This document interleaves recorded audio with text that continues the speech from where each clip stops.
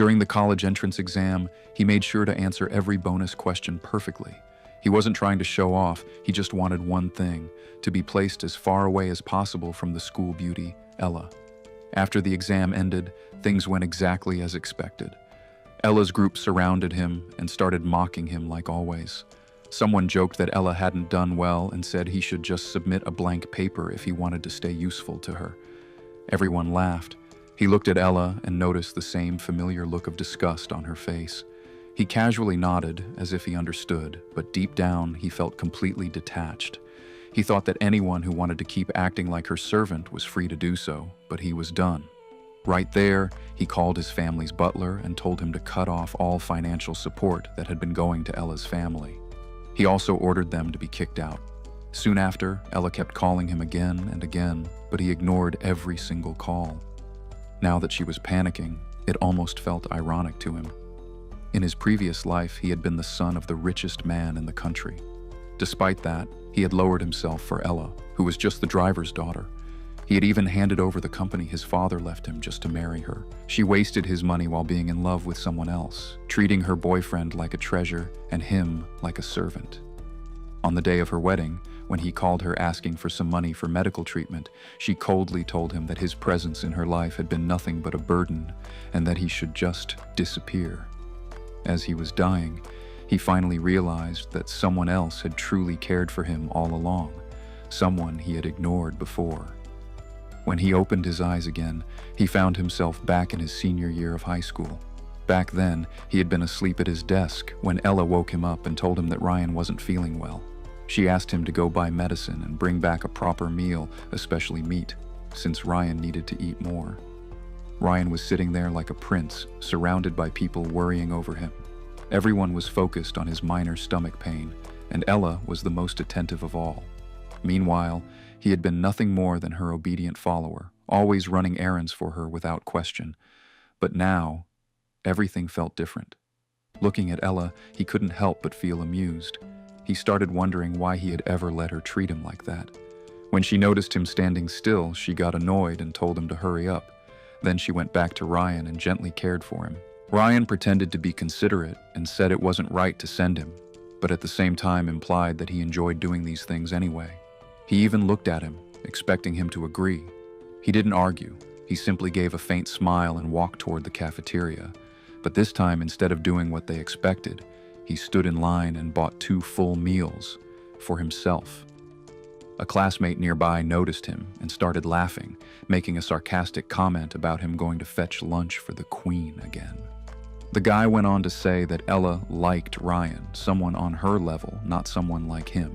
He calmly asked what they meant by that, but they immediately mocked him. They told him he was just a servant's son, someone who rode to school with her and foolishly thought he had a chance to marry her. In their eyes, he was nothing more than a lifelong helper who would end up doing chores for her family. Hearing that, he couldn't help but laugh bitterly. It was clear that Ella had told everyone he was just a servant's kid. The truth was, he had only let her ride in his private car every day because he liked her. But somehow, the story had been twisted so badly that she looked like the rich one, and he looked like the nobody. When he questioned it, the others just brushed him off and told him to hurry before the food got cold. Soon, more people joined in, laughing at him like he was some kind of joke. The bell rang, and instead of going back right away, he walked out of the cafeteria and sat near a flower bed. There, he quietly ate both meals by himself. He realized he couldn't even remember the last time he had eaten properly. Without money, good food had always been out of reach. He used to wait until markets were closing just to pick leftover vegetables, and meat had always been something he could only dream about. Even after finishing everything, the hunger didn't fully go away. By the time he returned to class, the bell had already rung. Ella immediately questioned him about why he was late and where the medicine was.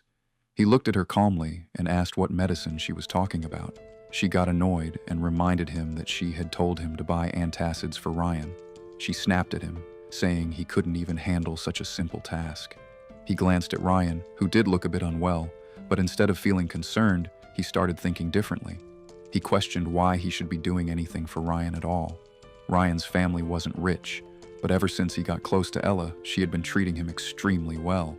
Anything valuable his father gave him would end up in Ryan's hands. Even the watch Ryan was wearing had been bought using his own money, yet they acted like it belonged to them. They were enjoying everything he had while treating him like a servant. Ella then warned him not to cause trouble and said that if he kept acting like this, she would ignore him completely, and he would end up begging her to forgive him. Instead of reacting like before, he looked at her with a hint of amusement. He questioned what he had even done wrong and why he would need her forgiveness. His response shocked everyone. People around them started noticing the change, wondering when he had suddenly started talking back. Ella was clearly caught off guard. She remembered how he used to always give in to her, so this reaction confused her. Trying to regain control, she told him not to ride home with her that day. He simply agreed without hesitation and walked back to his seat, acting like her words didn't matter at all. He agreed so easily that it didn't even look like he cared. The girl sitting next to Ryan suddenly stepped in, sounding annoyed. She questioned what his problem was and said he couldn't even handle something as simple as buying medicine, especially when Ryan clearly wasn't feeling well. He just gave her a cold look and told her she could go buy it herself. That immediately triggered her. She argued back, saying it was his responsibility, not hers. According to her, he was basically Ella's servant, and this was exactly what he was supposed to do. That was the point where he lost patience. He turned toward Ella and directly asked if she had been telling everyone that he was her family's servant. She hesitated the moment he looked at her. She had never openly said it, but she had never corrected anyone either. People had simply assumed things after seeing her arrive in a luxury car every day. She had let them believe whatever they wanted, never admitting that her own father was just a driver. And now, somehow, he was the one being blamed for causing a scene. Ella walked over and sat beside him, trying to smooth things over. She said they could forget about the medicine and that she would handle it herself. In her mind, this was just him being jealous, and she assumed he was acting out because of his feelings for her. Then she casually asked where the food was. She pointed out that even if he didn't get the medicine, he must have at least brought lunch. He calmly replied that he had already eaten it. That completely shocked her. She couldn't believe he had eaten both meals. Others in front turned around with disgusted expressions, acting like he had done something outrageous. They mocked him, questioning how he could eat that much, as if he were some kind of animal. He stayed calm and reminded them that it was his money. Whether he bought 2 trays or 20, it had nothing to do with anyone else. That response made them fall silent for a moment, though their expressions turned unpleasant. Someone even muttered that everything he had came from Ella's family anyway, but Ella wasn't focused on that. What really upset her was the fact that he hadn't brought her any food. She hadn't eaten at all, and her frustration finally boiled over. She warned him that he would regret this and said she wanted to see how long he could keep acting like this. Then she stood up, grabbed her things, and told the girl next to Ryan to switch seats with her so she wouldn't have to sit beside him anymore. This had always been her way of punishing him. He used to beg just to sit next to her because she was supposed to help him study. But thinking about it now, she had never actually taught him anything. All she ever did was order him around. She clearly expected this move to affect him. But this time, he didn't react at all. He simply ignored her. Ella sat nearby, hungry and irritated, while Ryan was still pretending to suffer. She kept glancing toward him by the window, her expression growing darker. This time, she wasn't just annoyed anymore. She was truly angry. She had already started imagining how things would go once he came back to apologize. After school ended, a Mercedes Maybach was waiting at the gate. Without even pausing, he walked straight toward it and got in. By then, word had already spread across the school that he had gone against Ella. People were practically waiting for him to embarrass himself. The moment he sat inside the car like nothing had happened, whispers started everywhere. Some mocked him, saying he had refused to buy her lunch but still had the nerve to sit in her car. Others laughed, saying a so-called servant's son was acting like the owner. A few even commented that Ella was too patient and that they would have thrown him out long ago. He heard everything clearly, but none of it mattered to him. He leaned back calmly and told the driver to leave. The driver hesitated and reminded him that Ella hadn't arrived yet, suggesting they wait like usual. Normally, she would sometimes be late because of student council work. and he had always waited without complaint. But today was different. Instead of agreeing, he repeated that they should go. The driver still didn't move and seemed more concerned about Ella's arrival than his order. That almost made him laugh. He looked at the driver and reminded him that his father only had one child, him. There was no such thing as a young miss in this family. When the driver awkwardly asked if they had fought, he simply told him not to interfere and to start driving. He made it clear that he didn't want to see Ella or ride with her anymore. The driver froze, clearly unsure. He was used to seeing him give in to Ella every single time, never once going against her. In his mind, this was probably just a small disagreement that would pass. But things weren't that simple anymore. The truth was, the driver had already started overstepping his position. Because of his daughter's connection with him, he had begun acting like part of the family. Back then, he had even protected the driver when his father wanted to fire him for gambling, just to keep Ella around. That decision now felt like a joke. When he asked again if the driver was going to move, his tone turned cold. Just then, the driver spotted Ella at the school gate and immediately got out of the car. Ella was walking over while supporting Ryan, helping him as if he couldn't even stand properly. The driver quickly opened the door for them, clearly prioritizing them over his actual employer. In the past, he had allowed all of this. Just to stay close to Ella, he had even let Ryan ride with them every day. The driver would drop Ryan home first, and in the mornings, he would go out of his way to pick him up. But now, watching this scene, everything felt ridiculous. Before Ryan could even step into the car, he spoke up calmly and pointed out that someone had clearly said she wouldn't be riding with him anymore. Yet here she was, walking straight to his car like nothing had happened. The people watching nearby were completely stunned. They couldn't understand what had gotten into him. In their eyes, that car belonged to Ella. Everyone around was shocked. They couldn't believe he was actually stopping her from getting into the car. People started whispering all at once. Ella stood there, staring at him, her face stiff.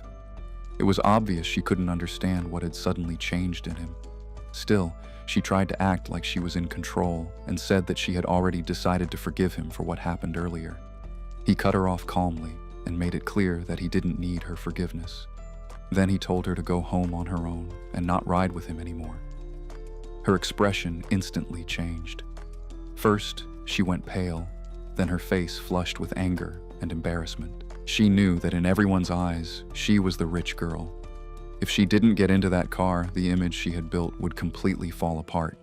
So instead of backing down, she forcefully pulled him out of the car and helped Ryan get in. That moment actually irritated him. Looking at her now, he couldn't understand how he had ever tolerated her behavior before, let alone thought she was worth loving. But she didn't care what he said. She ignored him completely and told her father to drive. The car left, and he was left standing there alone. The crowd watching couldn't hold back anymore. They burst into laughter, mocking him and saying he deserved it for acting out. He didn't react.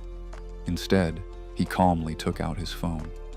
It was an old Nokia mobile phone, cheap and outdated. He remembered how he had once given Ella his brand new Apple iPhone just to make her happy, while he kept this low-end phone for himself, thinking he was protecting her pride. Now, looking at it, the whole thing felt ridiculous. He almost laughed, but instead, he called his father. Not long after, the Mercedes Maybach returned to the school gate. The driver stepped out, clearly uneasy, and addressed him respectfully this time. It seemed like he had just been scolded. Without hesitation, he told him to get Ella and Ryan out of the car because he wasn't going to share the ride with them. The driver turned back toward the car. Ella was already helping Ryan out, both of them looking surprised. Ryan tried to act righteous, saying that if there was a problem, it should be taken out on him, not on Ella, and that she had always treated him well. Ella stopped him from saying more, clearly not wanting to drag it out. Once they were out, he got back into the car. Before leaving, he rolled down the window, gave Ella a small smile, and casually waved goodbye. The driver glanced at him through the mirror, clearly not expecting things to go this far. He carefully suggested that arguments happen and that maybe Ella could apologize later. He even mentioned that without the car, she might have to take the bus home. He responded coldly, pointing out that if everyone else could take the bus, so could she.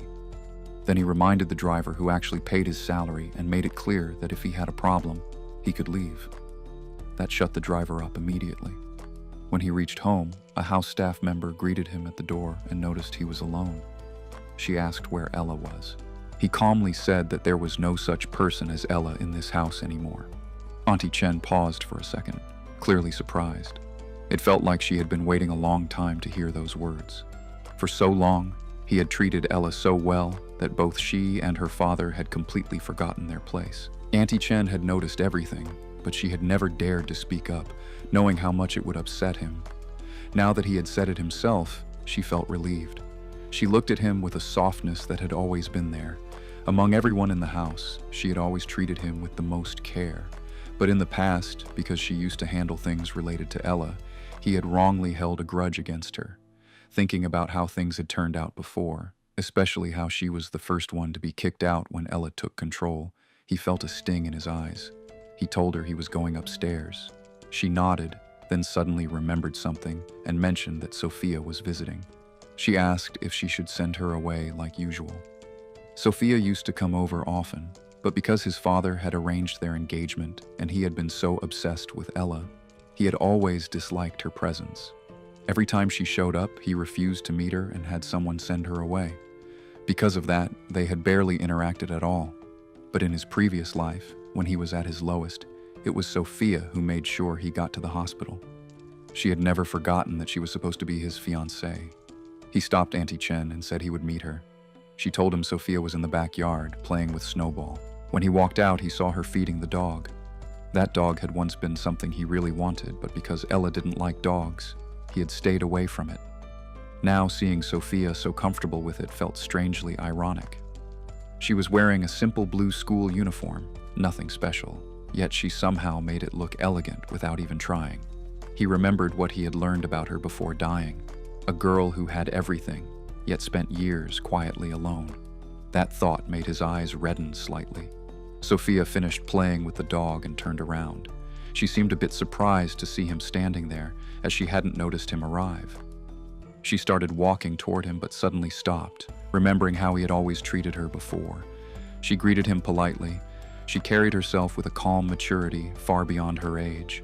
Even though they were the same age, she gave off the presence of someone much older. Academically, she had always been at the very top. She was also the one person Ella couldn't stand. Ella had always claimed that Sophia's success came from her background, saying she only did well because she had access to better resources. She used to say that if she had the same advantages, she would be just as good. Whenever results came out, Ella's frustration was obvious, and he had let that negativity influence him. Over time, he had started treating Sophia coldly, almost like she was an enemy. But thinking about it now, he realized they had barely spoken before. She had never done anything wrong to him, so this time he stayed calm and simply asked if she needed something. Sophia said she had just come to check on him. When he didn't respond right away, she quickly understood the situation. She assumed he still didn't want to see her and quietly said she would leave. She hadn't even planned to meet him. In her mind, she had just come to spend some time with Snowball. The fact that he had come out to see her at all was already more than she expected. She was about to leave when he suddenly spoke, almost without thinking, and asked if she wanted to stay for dinner. Sophia froze for a moment, clearly surprised. She asked softly if that was really okay. The evening sunlight fell across him, making the moment feel calm and warm. He simply told her that of course it was. Ella still hadn't returned since she was busy dropping Ryan home. In the past, he would have waited no matter how late she was. But now, things were different. When he sat down early for dinner, Auntie Chen looked confused and asked if they weren't going to wait. He casually replied that there was no reason to wait. The staff had grown so used to seeing him revolve around Ella that his sudden change left them unsure how to react. Auntie Chen didn't question him further and went to prepare dinner. Before she left, he added that Ella's father didn't need to come to work anymore. She paused for a second but didn't ask anything and simply acknowledged it. With that, everything was finally cut off. He sat down in the dining room while Sophia quietly took her seat. He noticed that she had been stealing glances at him, but the moment he looked her way, she quickly looked down. He hadn't expected her to be this shy. It made him want to tease her a little. He casually asked why she wasn't looking at him and joked that even if his grades were bad, at least his face wasn't. Deep down, he knew things would have been very different if he hadn't let himself get dragged down before. Sophia looked back at him and calmly said that he wasn't bad to look at. But even though her face stayed composed, her ears had turned slightly red. He smiled, then brought up her studies, mentioning how he had heard she was doing extremely well. She responded modestly, saying it was nothing special. He then asked if she knew any good tutors, saying he needed help. Relying on Ella was no longer an option, and this time, he didn't want to waste his chances. In his previous life, he had ignored his studies completely, assuming everything would work out because of his family. Now, he wanted to fix that. Sophia seemed a bit surprised and asked about Ella, since she knew Ella had been acting as his tutor. He simply said that arrangement was over. The truth was, Ella had never taken it seriously. She had no patience for teaching him, and all the money spent on her had been pointless. Sophia could tell he meant it. She took a small sip of water, steadying herself, then admitted that she had never used a tutor herself and had always studied alone.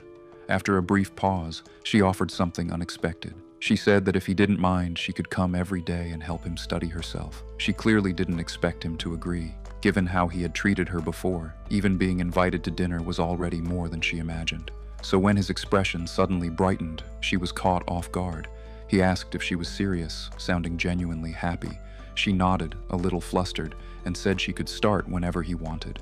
He agreed immediately, sounding genuinely happy, but still added that he didn't want to take up her study time. Sophia calmly reassured him that it wouldn't affect her at all. Her tone was steady, but there was a softness in her eyes that she couldn't hide. She didn't mention that she had already completed everything ahead of time and had nothing to worry about academically. She kept it to herself, not wanting to make him feel uncomfortable. He thanked her and admitted honestly that his grades were terrible, asking her not to give up on him. In the past, Ella had also been considered a good student, but she had no patience at all. If he didn't understand something right away, she would just get irritated and scold him. His performance had actually been decent before, but under her so-called tutoring, it had only gotten worse, along with his confidence. Sophia simply said she wouldn't give up and that she would start coming over after school. The two of them sat together for dinner. She stayed quiet, as usual. He picked up some food and placed it on her plate, telling her to relax and not be so formal. At that exact moment, Ella walked in. She had just returned after dropping Ryan home, and she had already heard about what happened to her father. From her expression alone, it was clear she was furious. The moment she saw him eating without waiting for her, and every dish already touched, her face turned cold. He only glanced at her briefly and continued eating like nothing had happened. Ella had come in ready to confront him, but then she noticed Sophia sitting there. That instantly made things worse. She questioned why Sophia was there, clearly annoyed. Before, he had always kept his distance from other girls, just to please Ella. Whenever Sophia visited, he had never even met her and would send her away immediately. But now, things had changed. He calmly said that Sophia was his guest and asked if there was any problem with that. Ella sat down slowly, watching him closely. She assumed he had invited Sophia just to provoke her. Sophia remained silent, not interfering at all. He looked at Ella and told her she was overthinking things. Then he added that she wasn't as important as she thought. There was a time when he had treated her like his whole world, giving her everything without hesitation. But now, after getting another chance, all he felt when he looked at her was disgust. Being attached to someone like her had only ruined him. Ella responded coldly, saying that if he thought being close to another girl would make her jealous, he was completely wrong. In fact, she said she would prefer it if he got close to someone else, so he would finally stop bothering her. With that, she got up and went straight to her room upstairs. He was left speechless for a moment. After she left, he noticed a subtle change in Sophia's expression. Something complicated passed through her eyes, and the warmth she had earlier seemed to fade slightly.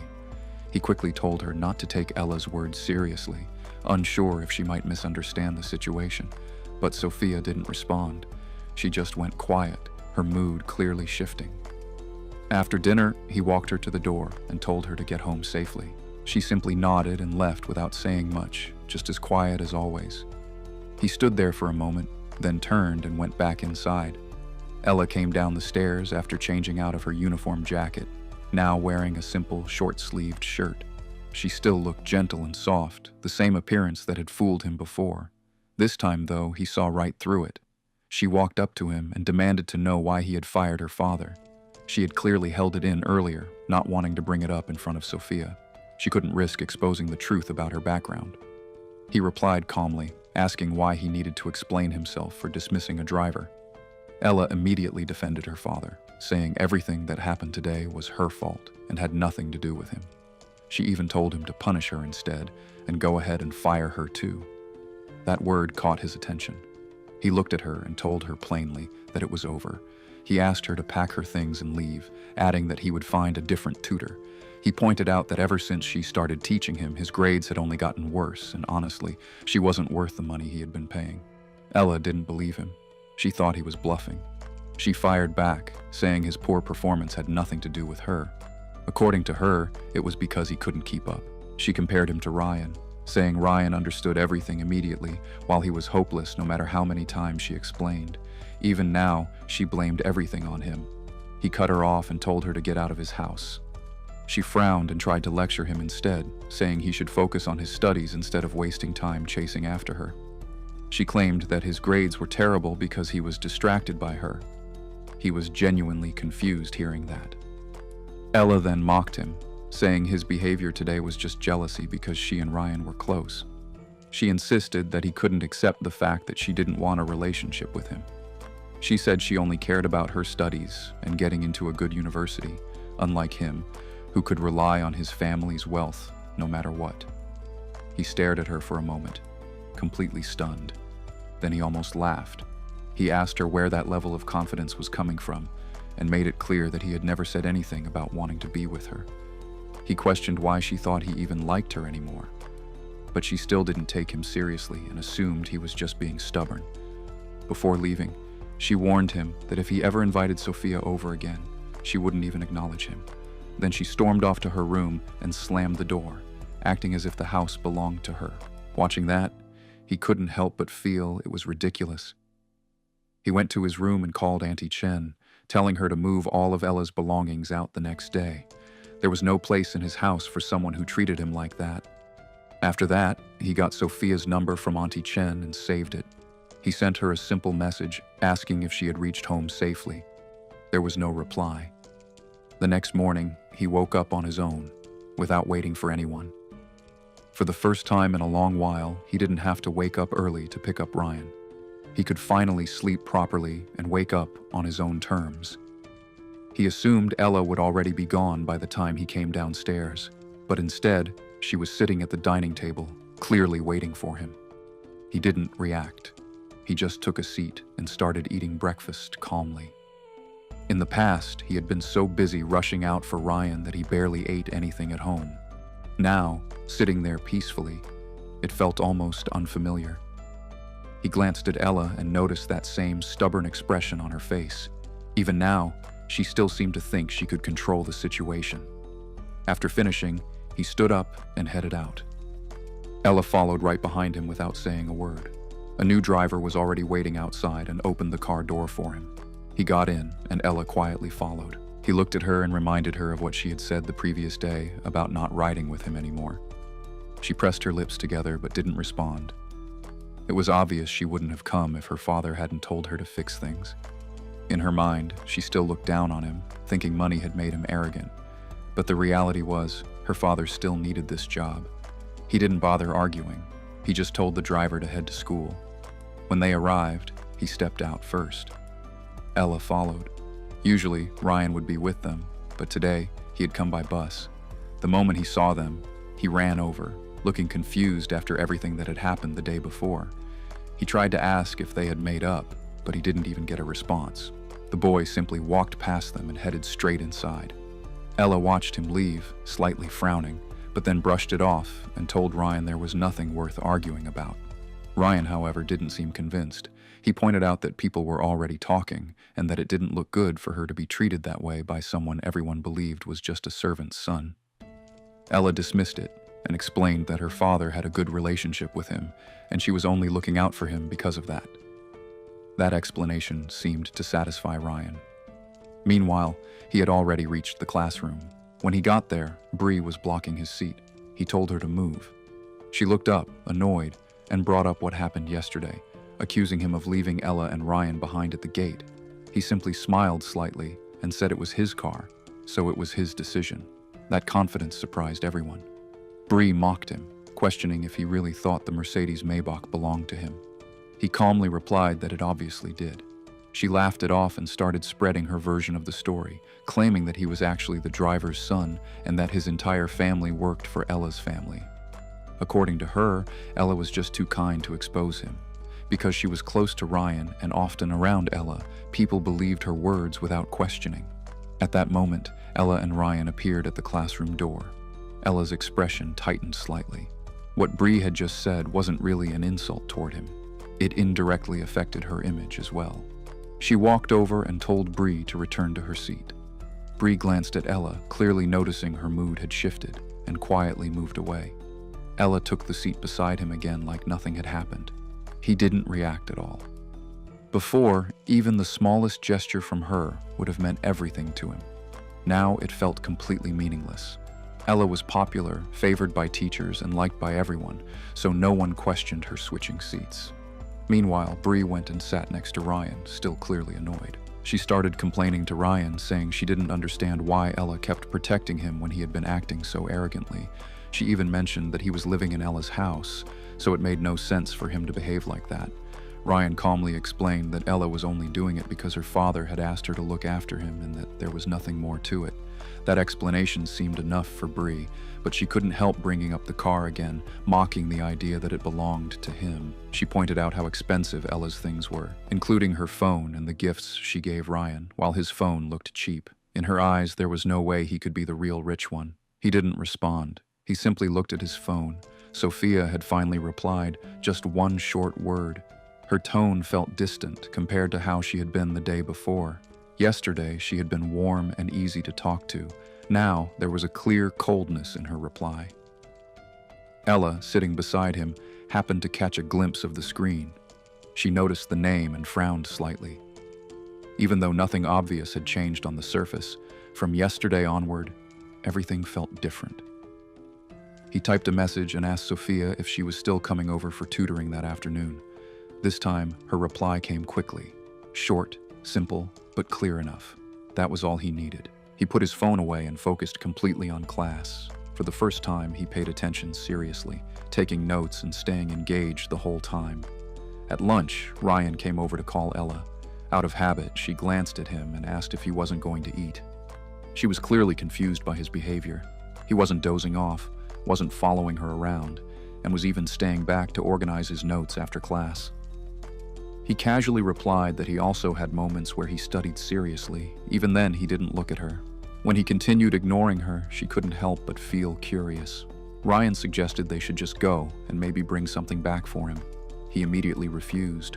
Ryan was generally seen as a good person. Even when others mocked him, Ryan had never joined in. But still, he didn't want to rely on anyone. He packed his things neatly and left on his own. As they watched him walk away, Ryan couldn't hide his confusion. He asked Ella what had happened, pointing out how completely different he was acting. Ella didn't have an answer. In the past, no matter how cold she was, he would always come back to her. But now, even though she hadn't changed anything, his behavior had completely flipped. She couldn't figure it out. Ryan then brought up her birthday coming up that weekend. Last year, her party had been held at the Imperial View Hotel. He had arranged everything, from booking the venue to managing every detail, and let her invite anyone she wanted. It had cost a huge amount of money, and everyone who attended had talked about it for a long time. Being invited to Ella's birthday had always been seen as a big deal, and this year was no different. He had already taken care of everything days ago, just like always. Normally, Ella wouldn't even think twice about it. But after what happened yesterday, and the way he had been acting today, she couldn't stay completely calm. As she watched him walk away, she tried to convince herself that nothing had really changed. She told herself he would definitely show up. He always had. In her mind, there was no way he would miss her birthday. She even started imagining that maybe this sudden cold behavior was just part of some kind of setup for a surprise. Thinking that way, she finally relaxed a little and told Ryan that he would come. Ryan agreed. From his perspective, it made sense. He had never missed it before. That afternoon, Ella and Ryan stayed back at school for rehearsals. He didn't wait around. He went straight home. When he walked in, he saw Sophia already there. She and Snowball both came toward him at the same time. Seeing her like that, he smiled naturally. Maybe it was because of everything that had happened before, but now, every time he saw her, it felt like something rare, something worth holding on to. Sophia paused for a moment when she saw his smile. She wasn't used to this version of him. The warmth in his behavior still caught her off guard, and she couldn't quite meet his eyes. He casually told her she was early and suggested they go upstairs to study. In the study room, he mentioned that there were many things from class he didn't understand and asked for her help. They sat down together. That seat beside him used to belong to Ella, but even when she sat there, she had never really taught him properly. If anything, she had always blamed him for wasting her time. Sophia, on the other hand, immediately took things seriously.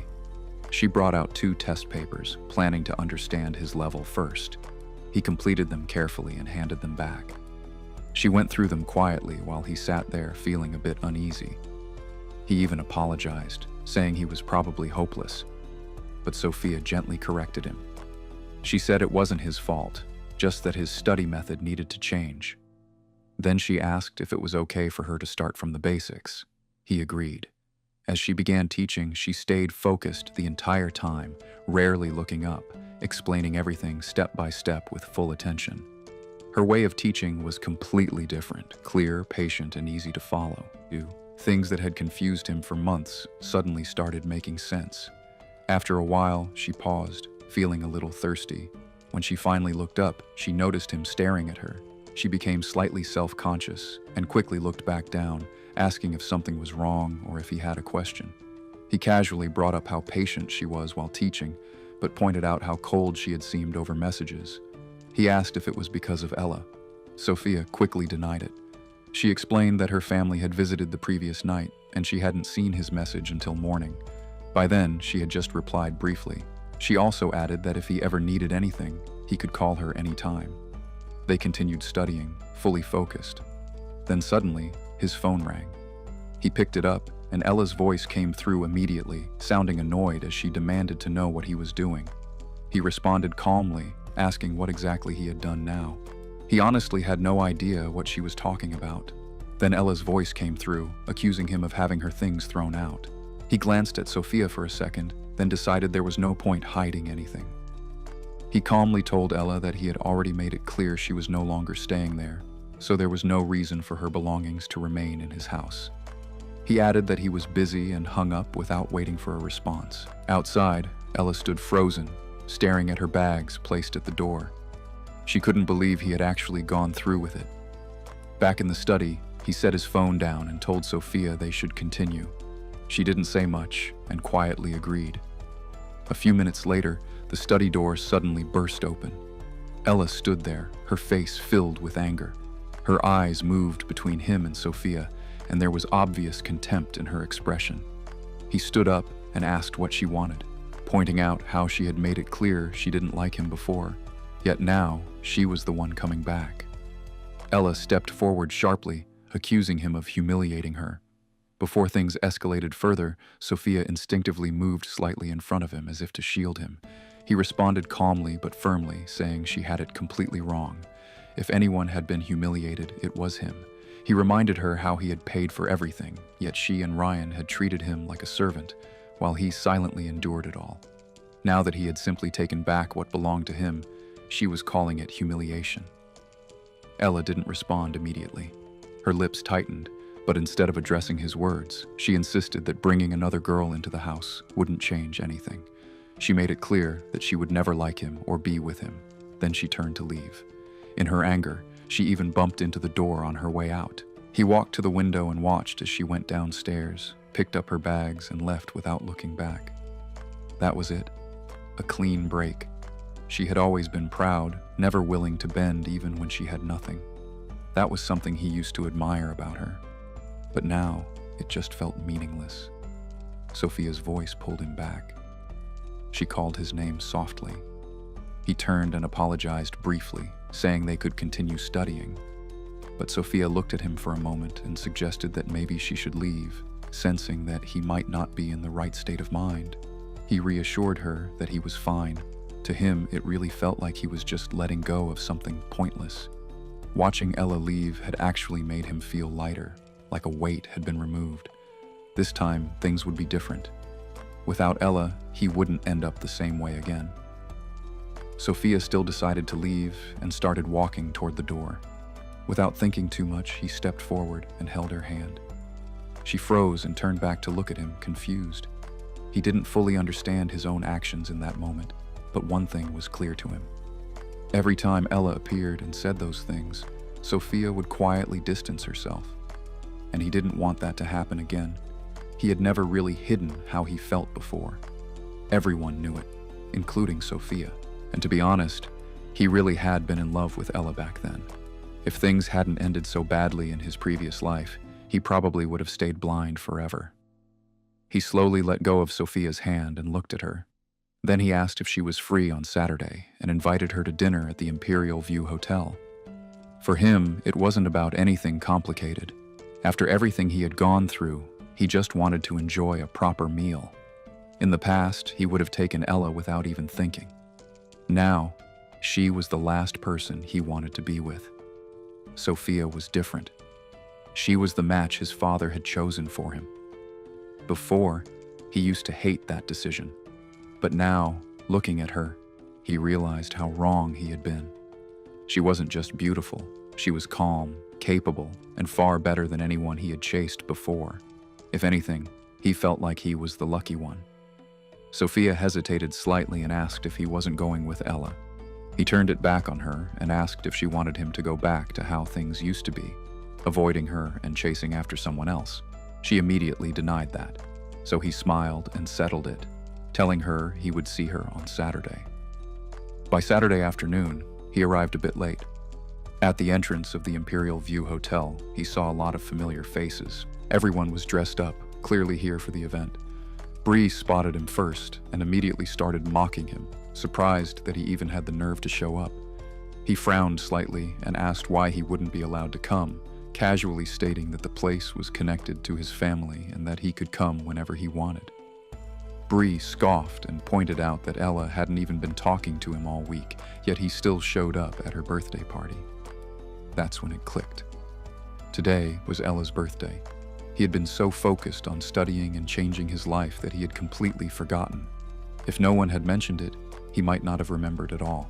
Ironically, everything here had been arranged by him. This was her 18th birthday. Just like last year, he had taken care of all the planning, all the bookings, all the expenses. Back then, it had been a huge event that everyone talked about for weeks. But that same day had also been the turning point. It was when he found out about Ella and Ryan. When he confronted her, she didn't even try to hide it. She had openly said that she liked Ryan and didn't see why it was a problem. She had even told him to stop interfering in her life. He had been furious and stopped talking to her for 2 days. But in the end, he was the one who gave in and apologized. I showed up a bit late. Right at the entrance, there were a bunch of familiar people, all dressed up like it was some big deal. Bree noticed me first and started laughing, clearly surprised that I even came. He looked annoyed and basically acted like he had every right to be there, saying the place belonged to someone close to his family and he could come whenever he wanted. But Bree didn't buy it at all. She pointed out how awkward it was, especially since Ella had been ignoring him all week, and now he suddenly decided to appear at her birthday party. That's when it hit him. It was Ella's birthday. He had been so buried in studying that he completely forgot about it. If no one had said anything, he probably wouldn't have remembered at all. Ironically, everything about this event had originally been arranged by him. Last year, he had thrown a massive celebration for her at the same place, something people talked about for weeks. But that night had also been the moment everything fell apart. That was when he found out about Ella and Ryan. When he confronted her, she didn't even try to hide it. She just admitted that she liked Ryan and didn't see anything wrong with it. Instead of feeling guilty, she told him to stop interfering in her life. That argument ended badly. He cut her off in anger, but only for a couple of days. In the end, he was the one who gave in and apologized. After that, things only got worse. Ella and Ryan stopped hiding anything and became more open about their relationship, right in front of him. At some point, he had even lowered himself enough to beg her to stay with him, even asking her to marry him. He went as far as signing over his father's company just to prove himself. Looking back now, it all felt ridiculous. Standing there, watching everyone enjoy the party he had once planned, he felt nothing for any of them. The whole thing had been paid for by him, yet now that he had cut ties with Ella, she still brought everyone along like it was hers to spend. He couldn't help but wonder how she planned to settle the bill. Ignoring the comments and stares, he headed straight for the elevator. He already had a reserved table with Sophia and wondered if she had arrived yet. As the elevator doors opened, he ran straight into Ella. She was talking to Ryan, but the moment she saw him, her attention shifted completely. She walked over with a confident smile, like she had expected him all along. She acted like his arrival proved something, even reminding him that he had said he wouldn't come. At the same time, she made it clear she was still upset, as if using that anger to keep control over the situation. He just looked at her calmly, slightly amused, and asked what she wanted. She seemed confused, almost offended, as if she expected him to be there for her birthday. But he made it clear he wasn't. He pointed out that she hadn't even invited him, and with so many people around, his absence wouldn't matter anyway. That only irritated her more. She thought he was just trying to provoke her on purpose, especially on a day like this. Before things could escalate, the restaurant manager stepped in and greeted him respectfully. When he asked about Sophia, the manager confirmed she had already arrived and offered to guide him. Without another word, he followed the manager, and just like that, Ella trailed behind him. She tried to stop him again, asking if he was really done with this, clearly annoyed that he was still heading off to find Sophia. From her tone, it sounded like she expected him to give in like always, blaming it on Sophia being too soft to deal with things. He glanced at her calmly and made it clear he wasn't the one creating a scene. She was. She had been the one telling him to stop following her around, calling him annoying, and now that he actually stepped back, she suddenly had a problem with it. He casually pointed out that her boyfriend was right there waiting. Ryan looked like he wanted to come over but hesitated, probably confused since he had never seen her act like this toward Jack before. But Jack understood exactly what was going on. It was never about him. What she couldn't afford to lose wasn't him. It was the money he had always provided. She never truly liked him, yet she never refused anything he gave her either. She would act like she didn't want it, but still accept everything in the end. Now that he was pulling away, she was starting to panic. This birthday party meant too much to her. She had planned it for a long time and invited half the school just to maintain her image. There was no way she would let everything collapse now. For the first time, she tried to compromise. She even said she could keep her distance from Ryan if that would stop the situation from getting worse.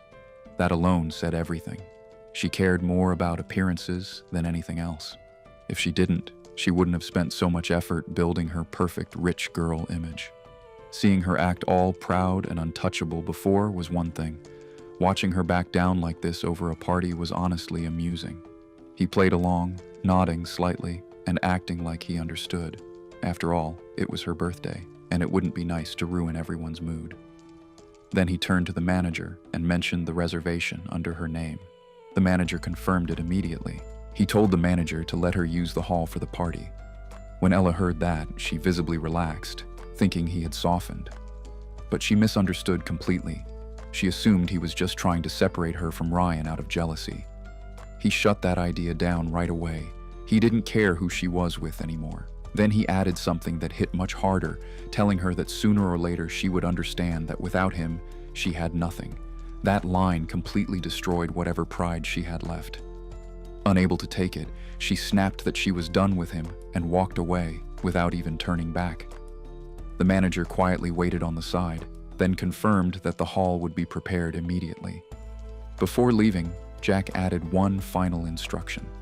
No one was allowed to leave until she personally paid the full bill, not a single guest. The manager agreed without hesitation. With everything settled, he finally went to look for Sophia. Meanwhile, Ella returned to Ryan. He noticed her expression right away and asked what happened, but she brushed it off like it was nothing important.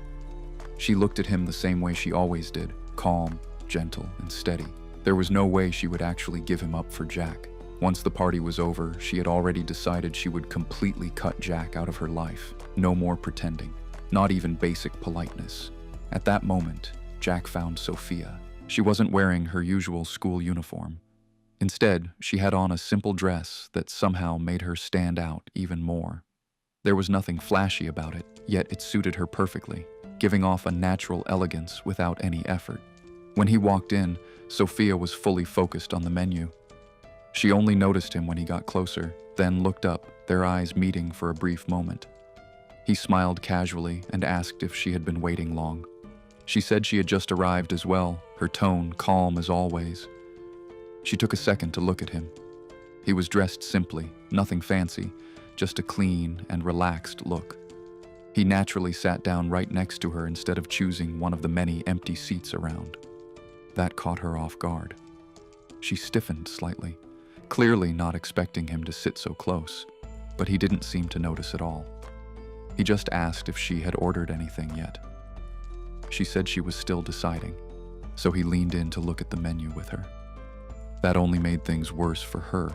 She couldn't focus anymore. Her attention kept drifting toward him.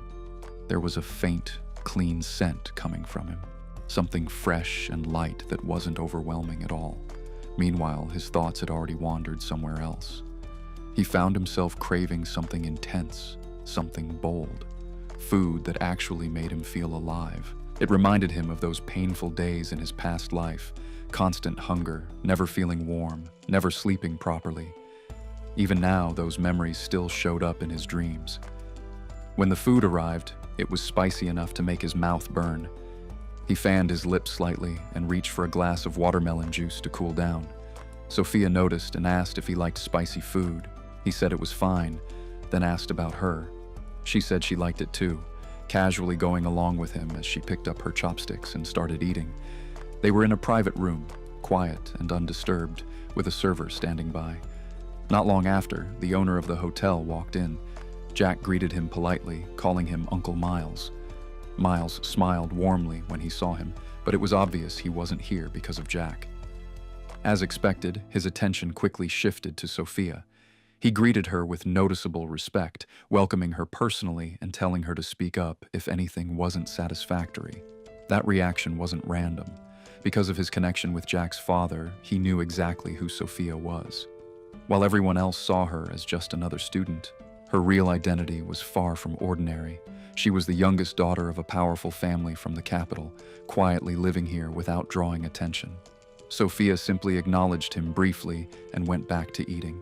Her attitude was cold. Jack had always thought she was gentle and warm, but now it was clear she just didn't like interacting with people. Miles even poured water for her himself, yet she didn't respond at all. The atmosphere turned distant and slightly tense. Sensing it, Miles didn't stay any longer and politely excused himself, saying they should enjoy their meal. Just as he was about to leave, Jack stopped him. Miles turned back, still smiling, asking if there was something he needed. His expression was as friendly as ever, the kind that naturally made people trust him. Jack had always liked him. But suddenly, a memory surfaced. In his previous life, just 3 days after Ella's birthday, this very hotel had caught fire. The fire suppression system in the kitchen had failed, and when the flames spread, the extinguishers didn't work at all. People had died. The Imperial View had once been the best hotel in the entire city, but after that incident, it never recovered. There had been rumors that the incident hit Miles so hard that he ended up seriously ill afterward. Thinking about that, Jack looked at him and suddenly asked if the hotel's fire safety system was actually reliable. The question clearly caught Miles off guard. He didn't expect something like that at all. Jack brushed it off like it was just a gut feeling, but still suggested it might be worth double-checking, especially in the kitchen. Miles quickly reassured him that everything was in perfect condition and that the hotel took full responsibility for guest safety. But Jack didn't back down. He held his gaze and suggested that he should personally go and check. That persistence didn't sit well with Miles. A hint of irritation crossed his face. From his point of view, this sounded like doubt, even disrespect. After all, he and Jack's father had known each other for years. To him, Jack was still just a kid speaking out of turn. Just as the tension started building, Sophia finally spoke. She calmly said that if the concern had been raised, it wouldn't hurt to take a quick look. Up until that moment, she had barely acknowledged Miles at all. But those few words were enough. Miles respected her far more than he showed toward Jack, and without arguing further, he agreed and left to check things himself. After he was gone, Jack looked at her, clearly surprised. From her perspective, she had no real reason to believe him, yet she still supported him. When he asked why, she answered simply. Since he had spoken up, she chose to back him. Even if it turned out to be nothing, all it would cost was a short walk to the kitchen. She said it so casually, like it was the most obvious thing in the world. But for Jack, it meant something much deeper. For the first time in a long while, he felt like someone actually believed him. That feeling brought back an old memory. Back when he had first been diagnosed, no one believed he was a victim. Everyone blamed him, saying it was his own fault. They looked at him with judgment, with disgust, and over time, he started believing it too. But the truth was far worse. Everything had been arranged by Ella.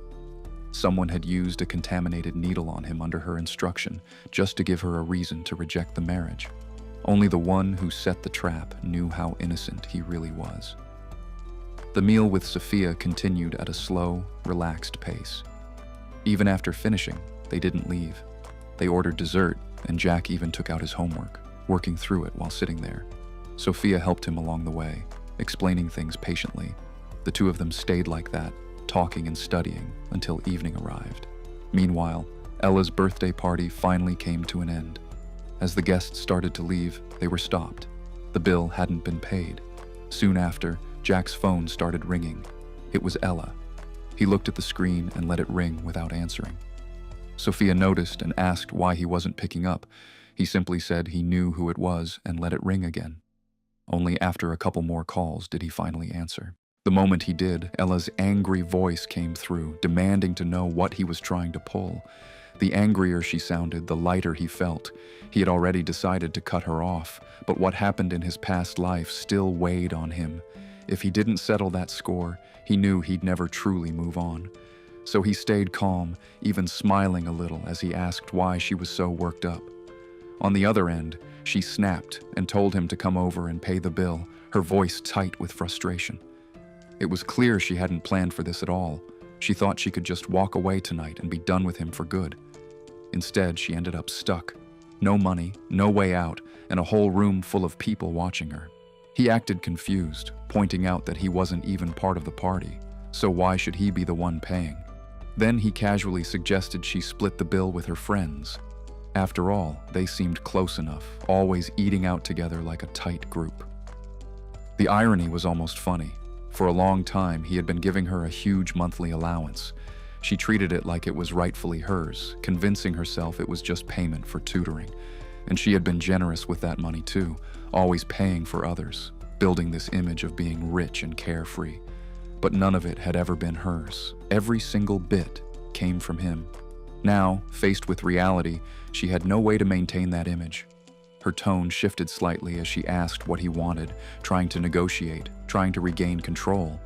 She just needed him to show up and fix things. He didn't give in so easily. If she was asking for help, she should at least sound like it. That only made her more frustrated. She wasn't used to this version of him. He used to bend so easily, but not anymore. There was a pause. Then finally, through clenched teeth, she forced out a single word, asking him to come.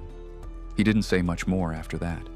He ended the call, stood up, and told Sophia he'd be back soon.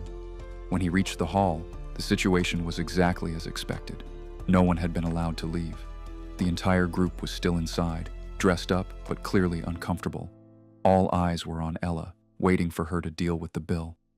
The atmosphere was tense and awkward. She stood there in the center of it all, completely trapped. The moment he stepped in, the manager walked over respectfully. He took a slow look around the room. Just earlier that day, these same people had looked down on him. Now they couldn't even afford to walk out. There was something almost poetic about it. He casually asked what was going on. as if he didn't already know. If this was supposed to be a birthday party, no one looked like they were enjoying it. His gaze finally landed on Ella. Her expression was darker than anyone else's. Ryan stood nearby, confused and unsure, clearly out of his depth. The manager explained the situation, saying the bill hadn't been paid and everyone had to remain until it was settled. He waved it off like it wasn't a big deal. These were his classmates, after all. Without making a scene, he offered to cover everything. He handed over his card, and the payment was processed quickly. As soon as it was done, the way people looked at him changed. No longer mocking or dismissive. Now their expressions were mixed. Awkward, uncertain, and a little complicated. People couldn't wrap their heads around what they were seeing. It was supposed to be Ella's birthday party, yet Jack was the one paying for everything. The question hung in the air. If it was her party, why couldn't she pay for it herself? Ella felt her face heat up under all those eyes. The more she thought about it, the clearer it seemed to her that this had all been planned. He didn't come here by accident. He came to embarrass her, to expose her in front of everyone, to make it obvious that she had been relying on his money all along. What made it worse was how he did it. He could have handled the bill quietly without anyone noticing. Instead, he made sure everyone saw it, swiping his card right there in front of the whole room like it was nothing. To her, it felt like he had completely lost it. A moment later, the manager returned and handed him the card along with the receipt. He glanced at the total, then deliberately read it out loud. The number alone was enough to shock everyone. Then he casually wished her a happy birthday and added that this was a one-time thing. There wouldn't be a next time. Right beside him, Ryan looked completely stunned. The realization hit him hard. If all that money had really come from Jack, then everything he thought he knew about Ella was wrong. She wasn't some rich girl like she claimed. The entire situation felt like a slap in the face for everyone there. Bree stepped forward, clearly upset, and tried to turn things around. She accused Jack of acting arrogant, saying that just because the money passed through his hands didn't mean it was his. She even brought up the old rumor, claiming he was just the housekeeper's son managing money for someone else. Jack didn't get angry. He just smiled and calmly corrected her. He made it clear that he wasn't the housekeeper's son at all. In fact, it was the other way around. Ella's father had worked as a driver for his family, and recently that man had been fired after choosing to prioritize Ella and Ryan over his responsibilities. If anyone doubted it, they could ask Ella directly. When he turned to her, she didn't answer. She just stood there, her expression full of anger and helplessness. For the first time in her life, she was being humiliated like this in front of everyone, and there was nothing she could do about it. If she said the wrong thing, there was a real chance he would take everything back and leave her stuck there. In the end, she chose silence. Without saying a word, she turned and walked out. Ryan hesitated for a moment before following her. The whole situation was too much to process, but he didn't really have a choice. One thing kept echoing in his mind, though. If she was really just a driver's daughter, then why had she been pretending to be rich all this time? After they left, the room felt strangely empty. Jack looked around at the remaining people and casually told them there was nothing left to see. They were free to go. One by one, they quietly left the hall, their earlier confidence completely gone. He watched them leave, then stepped out as well. The manager accompanied him to the elevator, staying respectful the entire time. Just as the doors opened, Sophia arrived. The two of them stepped inside together. Neither of them spoke. Even though he had cleared things up in front of everyone, it didn't make him feel any better. Compared to everything he had gone through, what happened tonight felt small, like it barely scratched the surface. Sophia noticed the silence, but she didn't interrupt it. When they reached the lobby, Miles was already waiting. The moment he saw Jack, he walked straight over, this time clearly looking for him, not Sophia. Jack greeted him politely, but before he could say much, Miles grabbed his hands with both of his, full of gratitude. He admitted that if Jack hadn't spoken up earlier, the hotel might have faced a disaster. After checking things himself, he found serious safety issues, especially in the kitchen. It all traced back to negligence from someone he trusted, and that person had already been sent away. Jack brushed it off like it wasn't a big deal. Still, Miles couldn't help asking how he even knew something was wrong in the first place. That question caught Jack off guard for a second, but he quickly made up a simple excuse, saying he had a dream about it. Miles laughed it off and didn't press further. Before they left, he had someone bring over 2 small gift bags for them. He made it clear that if Jack ever needed anything, he wouldn't hesitate to help. Once outside, Sophia's car was already waiting. They got in, and the ride began quietly. The streets were calm, with only a few cars passing by. Normally, they would have talked a lot, but tonight, neither of them said a word. Sophia didn't interrupt him, but she was clearly thinking. There were too many things that didn't add up. Somehow, he knew about the fire hazard before anyone else did. Logically, that shouldn't have been possible. Then there was what happened at the party. On Ella's birthday, he chose to spend the evening with Sophia instead, and not only that, he publicly humiliated Ella in front of everyone. It was obvious he had completely cut ties. But then why did he look so empty now? The truth was that feeling didn't last long for him. Deep down, he knew he had been given another chance at life. This time, things could be different. As long as he didn't repeat the same mistakes, there was still time to fix everything. Lately, he had been pushing himself hard with studying, and it was catching up to him. The exhaustion hit all at once, and his eyelids started to grow heavy. Before he even realized it, he leaned to the side and fell asleep against Sophia's shoulder. She froze instantly. She didn't move at all after that, afraid that even the slightest shift might wake him. By the time they reached his house, her arm had gone slightly numb, but she still stayed completely still the entire way. When the driver mentioned they had arrived, she glanced outside, then looked back at him. He looked peaceful, completely at rest. For a moment, she hesitated, unsure whether to wake him or just let him sleep. The driver had already stepped out and was waiting by the door, but she still didn't move. A few seconds later, he stirred on his own. Feeling the car stop, he slowly opened his eyes and looked outside. Once he realized they had reached his house, he turned toward her. She was sitting upright, a little stiff, avoiding direct eye contact. He stretched his neck slightly and sat up properly, then asked why she didn't wake him. She answered simply, saying he looked like he needed the rest. Her expression stayed calm as always, but there was a small detail he didn't miss. The tips of her ears were slightly red. She had always seemed reserved to him, but this quiet, almost shy side of her was something he hadn't expected at all. Sophia heard her name and looked up at him. He asked her directly if she was afraid of him. She said no without hesitation. Then he pointed out how she kept avoiding his gaze, how she always acted a little uncomfortable around him, like he was bothering her. She gave a small, awkward cough before admitting the truth. She just wasn't used to being that close to someone. He was the first. That answer made him laugh. He asked why she didn't just tell him to move away then, but instead of responding to that, she suddenly shifted the topic. Almost like she wanted to regain control, she asked why things had fallen apart between him and Ella, especially when he used to like her so much. The question caught him off guard. He stared out at the empty street for a moment before answering simply that he had realized he didn't like her anymore. There was a short pause. She seemed surprised, but before she could say anything else, he brushed it off and got out of the car. Right then, the front gate slowly opened. His father was standing there. The moment he saw him, something inside him lit up. Without thinking, he called out to him, his voice filled with relief. His father had always been busy with work. Most of the time, he was alone in that big house, surrounded by staff, but without anyone who really kept him grounded. Even his father had always been soft on him, always putting his happiness first. Those had been his most carefree days.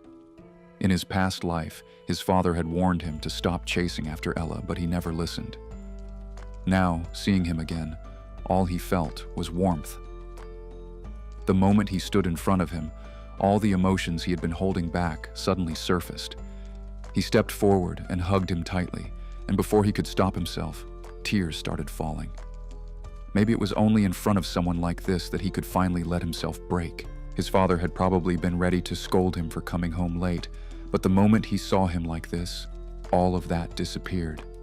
He immediately panicked, gently patting his shoulder and asking what happened, worried that someone had hurt him. He even guessed it might have something to do with Ella. But he just held on and shook his head, saying it was nothing. He just missed him. His father laughed it off, teasing him about how he usually complained whenever he called too often. Then something caught his attention. He noticed the car still parked outside and pointed it out. That made him turn around. Sure enough, Sophia hadn't left yet. She had stepped out of the car. Realizing she might have seen him crying like that made him feel a little embarrassed. He quickly explained that she had given him a ride and that they had gone out for dinner together. His father looked surprised. He remembered how strongly his son had opposed the idea of being involved with her before, yet now they had returned together after spending time outside. Something had clearly changed, even if he didn't understand what. Still, he welcomed her warmly and invited her inside. She greeted him politely, but declined, saying she should head home instead. Before leaving, she glanced at Jack once, then got back into the car. The car drove off quietly. He followed his father inside. His father looked at him carefully, noticing his red eyes and tired expression, and asked if Sophia had done something to upset him. He shook his head and said she had been good to him. Then he dropped onto the sofa, exhausted. His father kept watching him. He was still young right now. Even in the past, he hadn't been old when he was gone. In his last life, his father hadn't actually been that old, but somehow, in his memories, he always appeared that way. His dad kept asking about what happened, going in circles until he was fully convinced that Ella hadn't hurt him. The next morning, just as he was getting out of bed, Auntie Chen informed him that Ella was here. That immediately brought back everything from the night before. Things between them were already completely broken. There was nothing left to fix. She should have understood that by now. He wasn't going to give in to her anymore. And yet, she still showed up. When he went downstairs, he realized she wasn't alone. Her father was there too, sitting across from his dad and speaking in a careful, apologetic tone. He kept blaming everything on Ella, saying she didn't know how to behave and that he had already scolded her. He promised she wouldn't cause any more trouble. His father's expression hardened slightly. What bothered him wasn't just the situation, but the way the man addressed his son so casually, like they were equals. That alone was enough to make him uncomfortable. The man quickly realized his mistake and corrected himself, stumbling over his words as he switched to a more respectful tone. The moment he noticed Jack on the stairs, he stood up straight and greeted him properly, saying he had brought Ella to apologize. Jack looked over at her. She sat there silently, her face dark and tense. There was no sincerity in her expression at all. If anything, she looked even angrier than before. There was no way she came here to apologize. So he calmly said there was no need.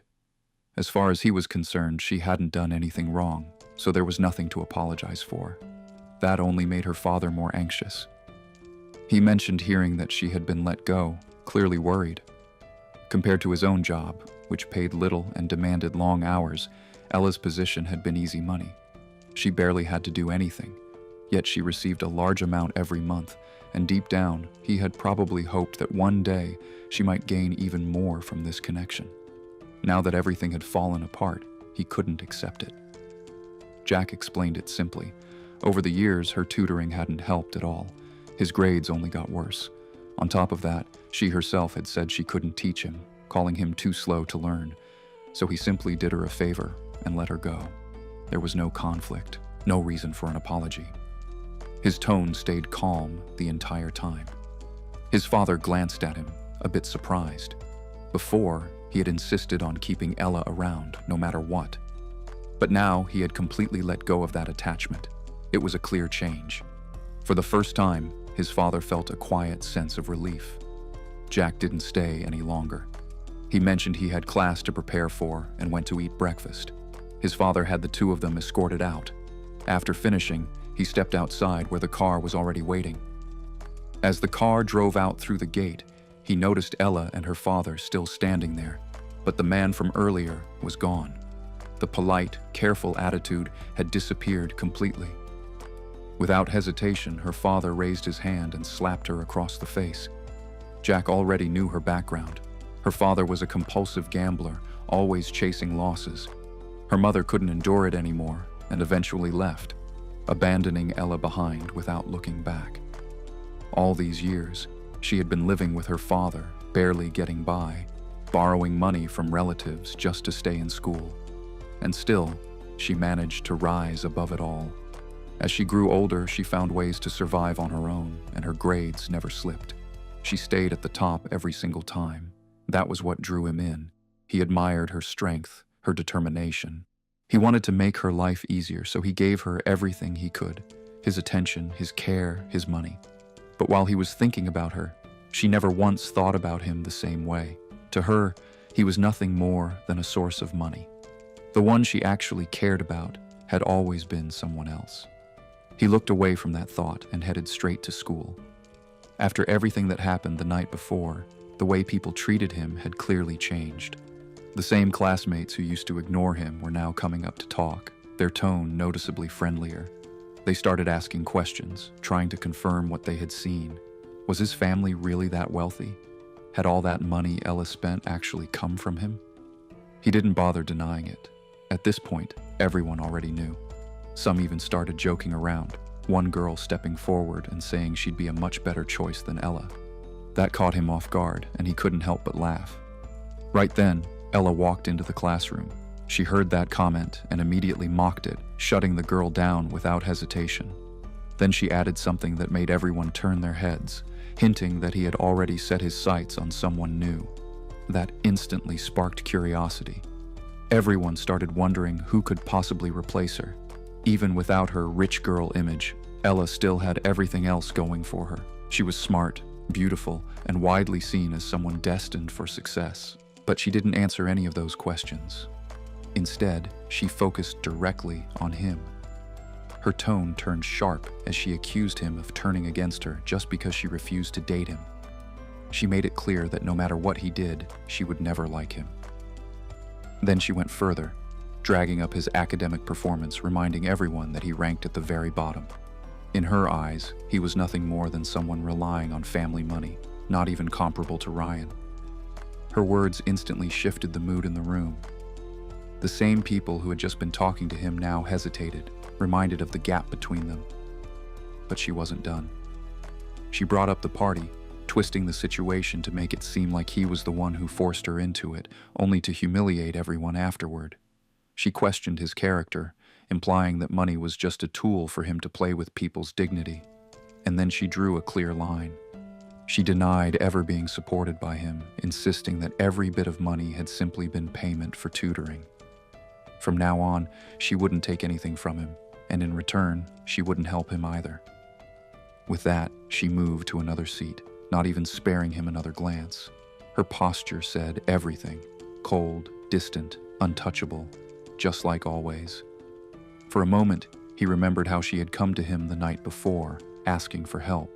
And then he thought about what he saw that morning, her father slapping her outside the gate. Back then, he felt a brief moment of pity. Now, that feeling was gone. He wasn't going to let this pass. When she brought up tutoring, he finally spoke, his voice calm but firm, calling out the irony in her words. He didn't hold back anymore. From the moment she started tutoring him, what had she actually done besides spend his money? His results spoke for themselves, dead last every single month. If that was her teaching, it clearly wasn't working. Ella didn't even flinch. She just repeated what she had always said, that he was too slow to teach and that it wasn't her responsibility. Then she mocked him, saying that with all his money, he should just buy himself a better brain. The class burst into laughter. He stayed calm, watching her with that same confidence, and questioned it directly. Was it really him who was slow, or was it her teaching that failed? That made her think of Sophia. She knew someone else had started helping him, but in her eyes, it didn't matter. She didn't believe anyone could change his level. So, she challenged him. If he could improve by 100 ranks in the next monthly exam, she would admit she was wrong. That alone showed how little she thought of him. He agreed without hesitation. To him, that wasn't even a big target. Over the past few days, studying with Sophia had actually started to make sense. For the first time, he felt real progress. And honestly, Having a clear goal like this only pushed him harder. Ella didn't take him seriously at all. She even turned to the class and made the bet public. If he actually managed to move up those 100 places, she would run 10 kilometers as punishment. The whole room instantly lit up with excitement. Bree jumped in right away, saying that if Ella had to run, then he should too. And if he lost, could he even finish something like that?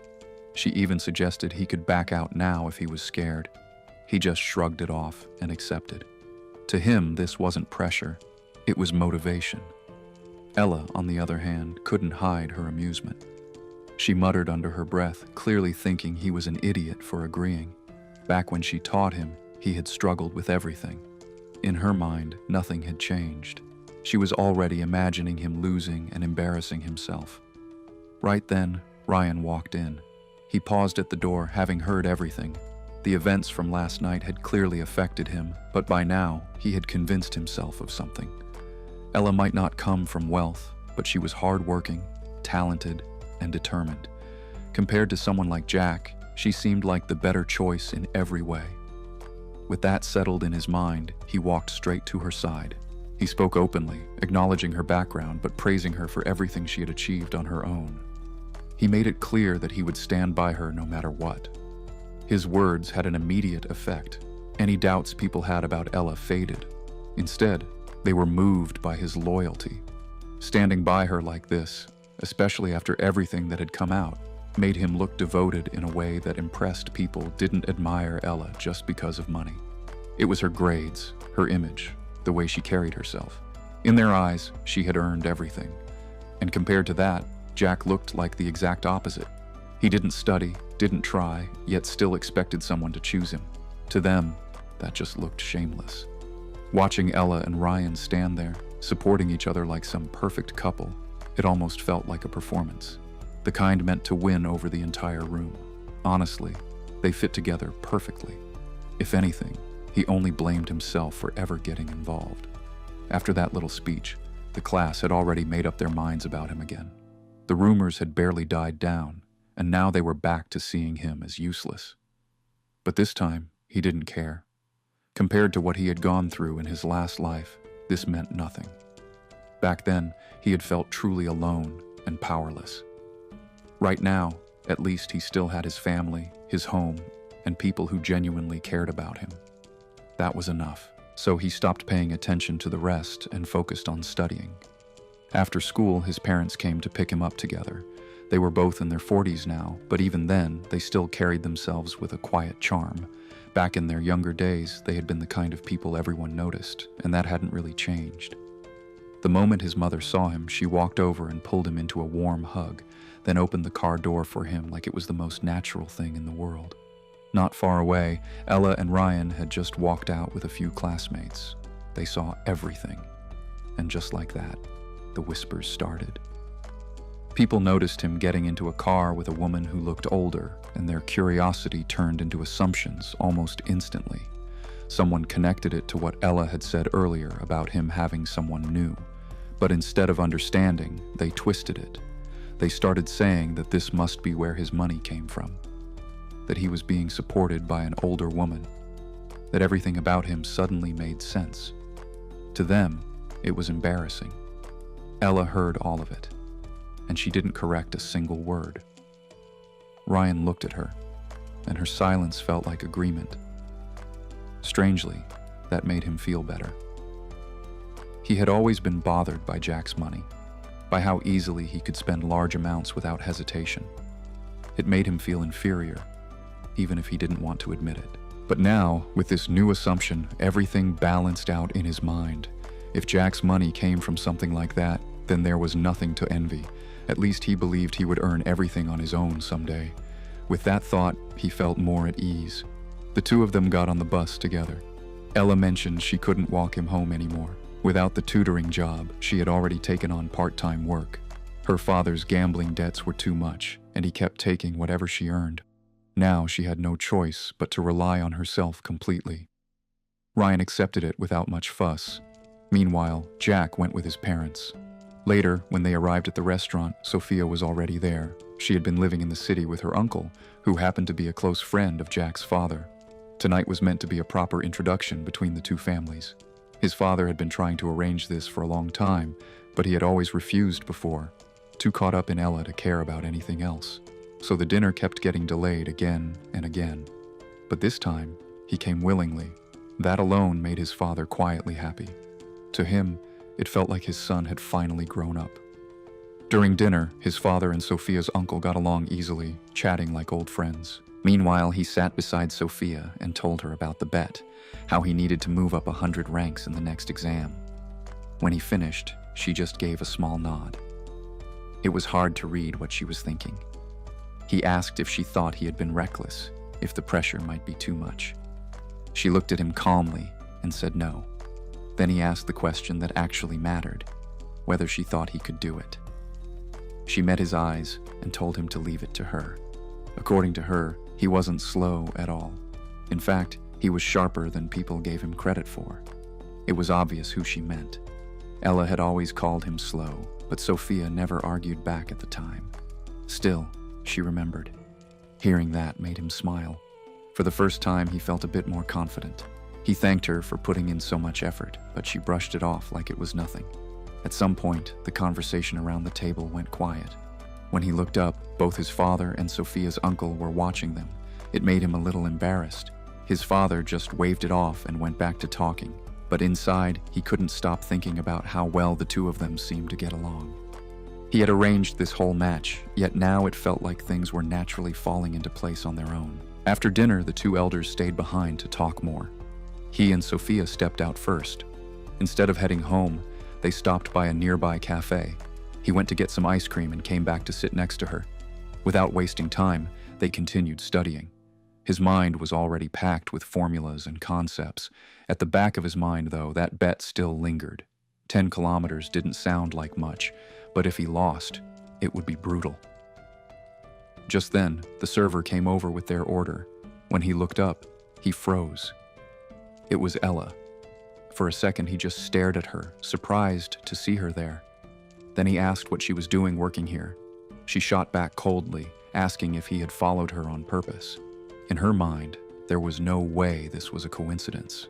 She still believed he hadn't moved on, that everything he was doing was just to pressure her into giving in.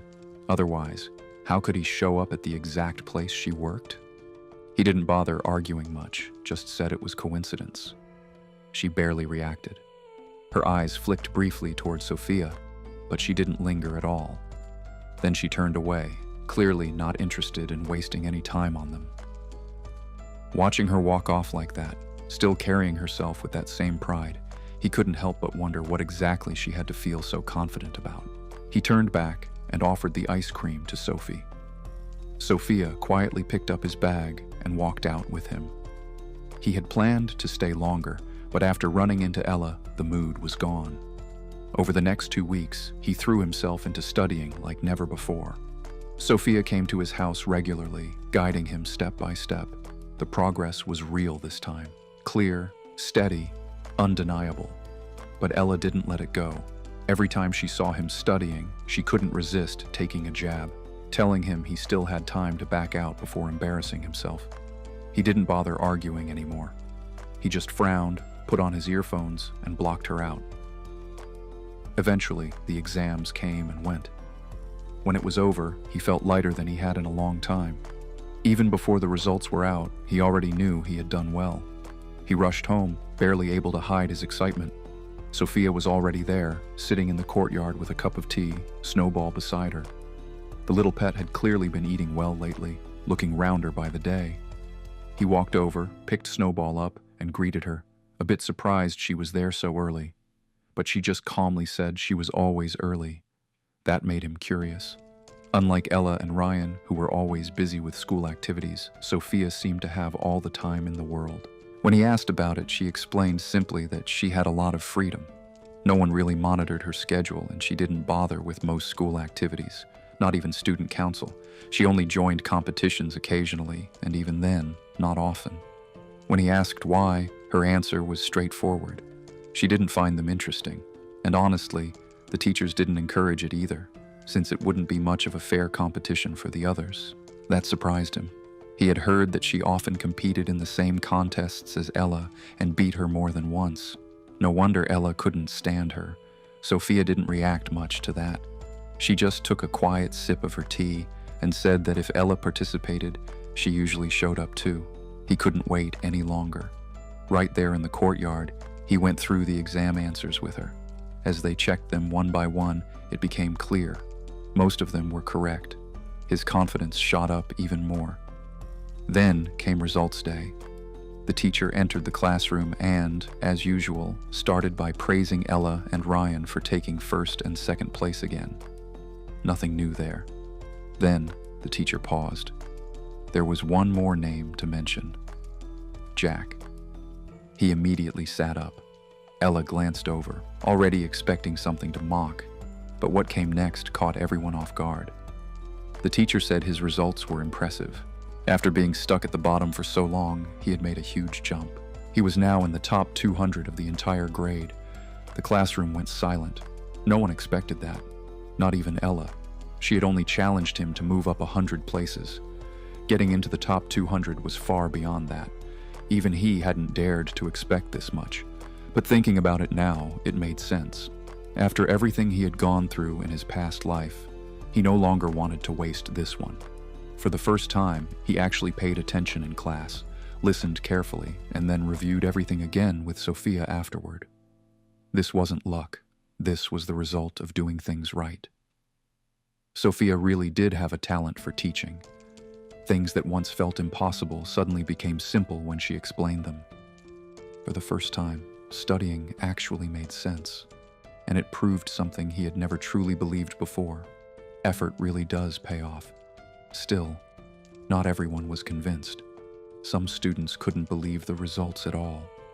Someone even questioned the teacher, pointing out how bad his grades used to be and asking how such a jump was even possible. But the teacher stayed firm. There was no mistake. He even looked at Jack with a calm, approving expression. For a long time, Jack had been dragging the class average down, something the teacher had quietly worried about. Seeing this kind of improvement genuinely surprised him.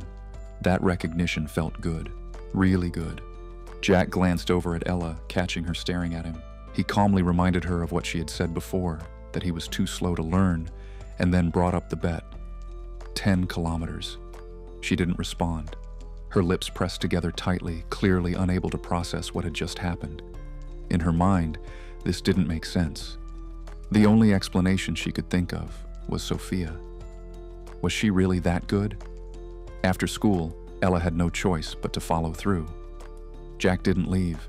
He stayed behind just to watch. Sitting off to the side, he quietly observed as she ran lap after lap. There was something strangely satisfying about it. Watching her forced to swallow her pride gave him a feeling he couldn't quite describe, but it felt good. Nearby, Ryan watched him with clear frustration. He didn't like this version of Jack at all.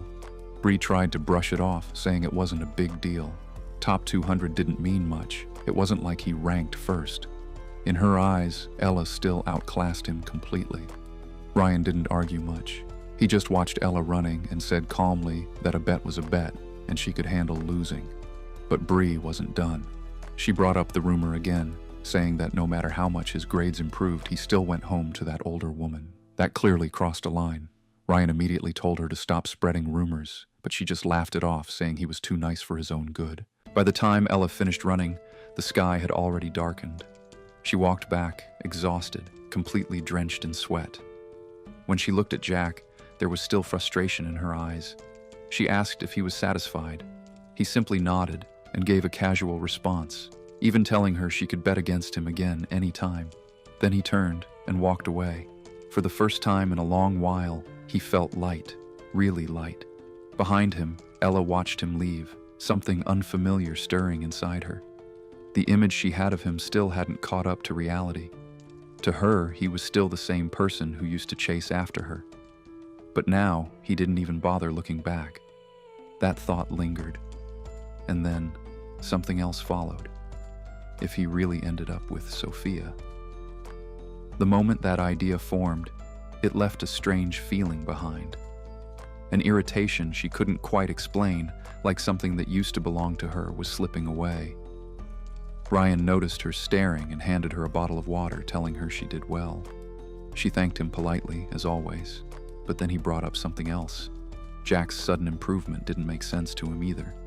And just like that, Bree jumped in again, saying the only explanation was that he cheated to win the bet. Bree kept pushing the idea, saying it made no sense.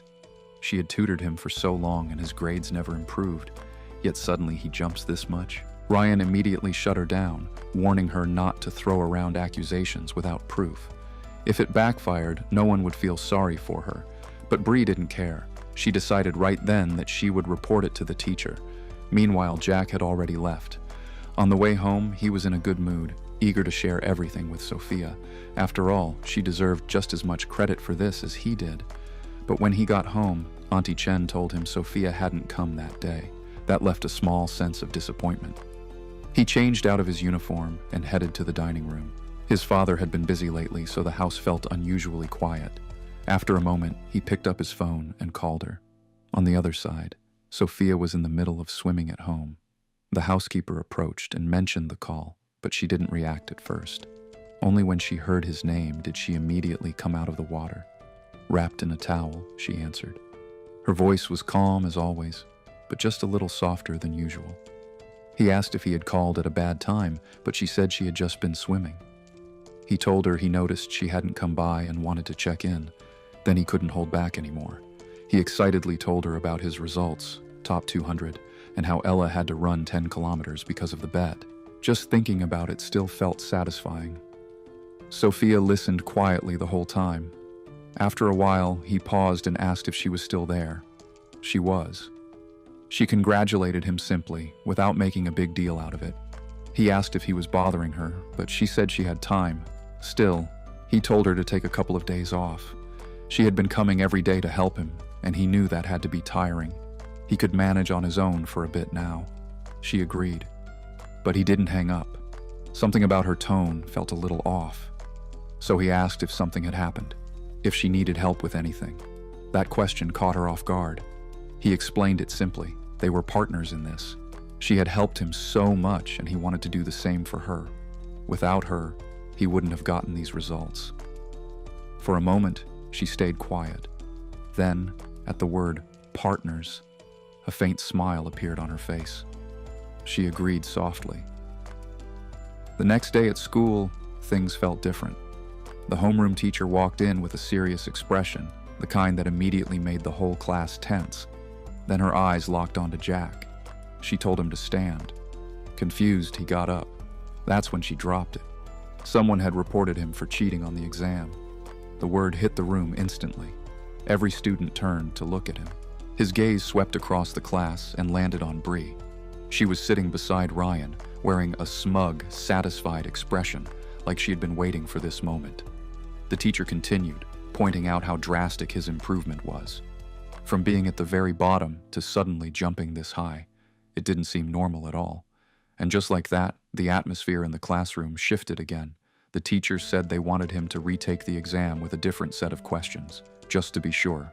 That didn't sit well with him at all. Before he could even respond, Bree jumped up, barely able to hide her excitement. To her, this was proof. If he really earned those marks, then what was there to be afraid of? Just retake it. She looked at him like she had finally caught him. He almost found it funny. He pointed out the obvious. She had accused him without any evidence. If someone makes a claim, it's their job to prove it. Otherwise, it's just baseless slander. If people could report him like this every day, he'd be stuck retaking exams non-stop. At that point, there'd be no reason to even come to school anymore. The moment he pushed back, the whole room shifted. Ella looked at him, clearly surprised. This wasn't the same person she was used to. Before, he would have stayed quiet, unable to defend himself properly. But now, his words were sharp, calm, and logical. Even she couldn't reconcile it with the version of him she thought she knew. The teacher stepped in, trying to justify the decision. She said doubts were natural, and retaking the exam would give him a chance to clear his name. Otherwise, people would keep talking behind his back. But it was obvious. She didn't fully believe him either.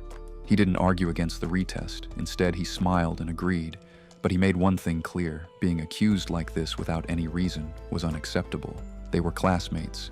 Yet Bree chose to go after him like this without any proof. And even if he proved himself this time, what was stopping her from making another accusation later? So if she wanted to play this game, there had to be consequences. If he was proven innocent, she should be expelled. That word hit hard. Even the teacher hesitated. It sounded extreme, but the damage from this kind of accusation wasn't small either. Rumors like this could ruin someone's reputation completely. He even pointed out what could happen if the pressure pushed someone too far. That made the room tense instantly. Then he turned to Bree and challenged her directly. If she was so sure, why not bet on it? She took the bait immediately. Fired up, she declared she was willing to stake her future on it. In her mind, there was no way he didn't cheat. His past results were proof enough for her. She even added that if he was found guilty, he should be expelled too. She refused to stay in the same school as someone like him. He agreed without hesitation. The teacher didn't stop it this time. Instead, she told him to come to the office after class. The real test was about to begin. The teacher walked out, leaving the tension hanging in the room. Bree looked at him with pure excitement, like she was waiting for a show to start. Ella, on the other hand, was stunned. She stepped closer and lowered her voice, asking if he was really sure about this. If things went wrong and he was labeled a cheater, he would be expelled. That kind of humiliation would follow him forever. She even suggested he apologize to the teacher while he still could. According to her, it wasn't worth risking everything over a single exam. If he showed enough sincerity, she could even speak up for him. She added that he had already made his point with the bet. She had run the 10 kilometers, and she was willing to let that go. She sounded concerned, but to him, it felt fake. Just recently, she had been cold and distant, acting like he didn't exist. And now, suddenly, she was playing the caring role again. He smiled slightly and asked the real question. Did she think he cheated too? Because that's what it looked like.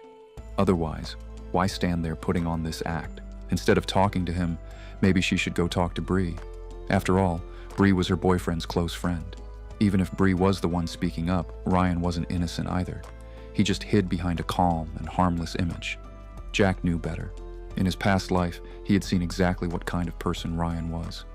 Whenever things got tense between him and Ella, Ryan would always be there, quietly adding fuel to the fire. Ella didn't expect that response.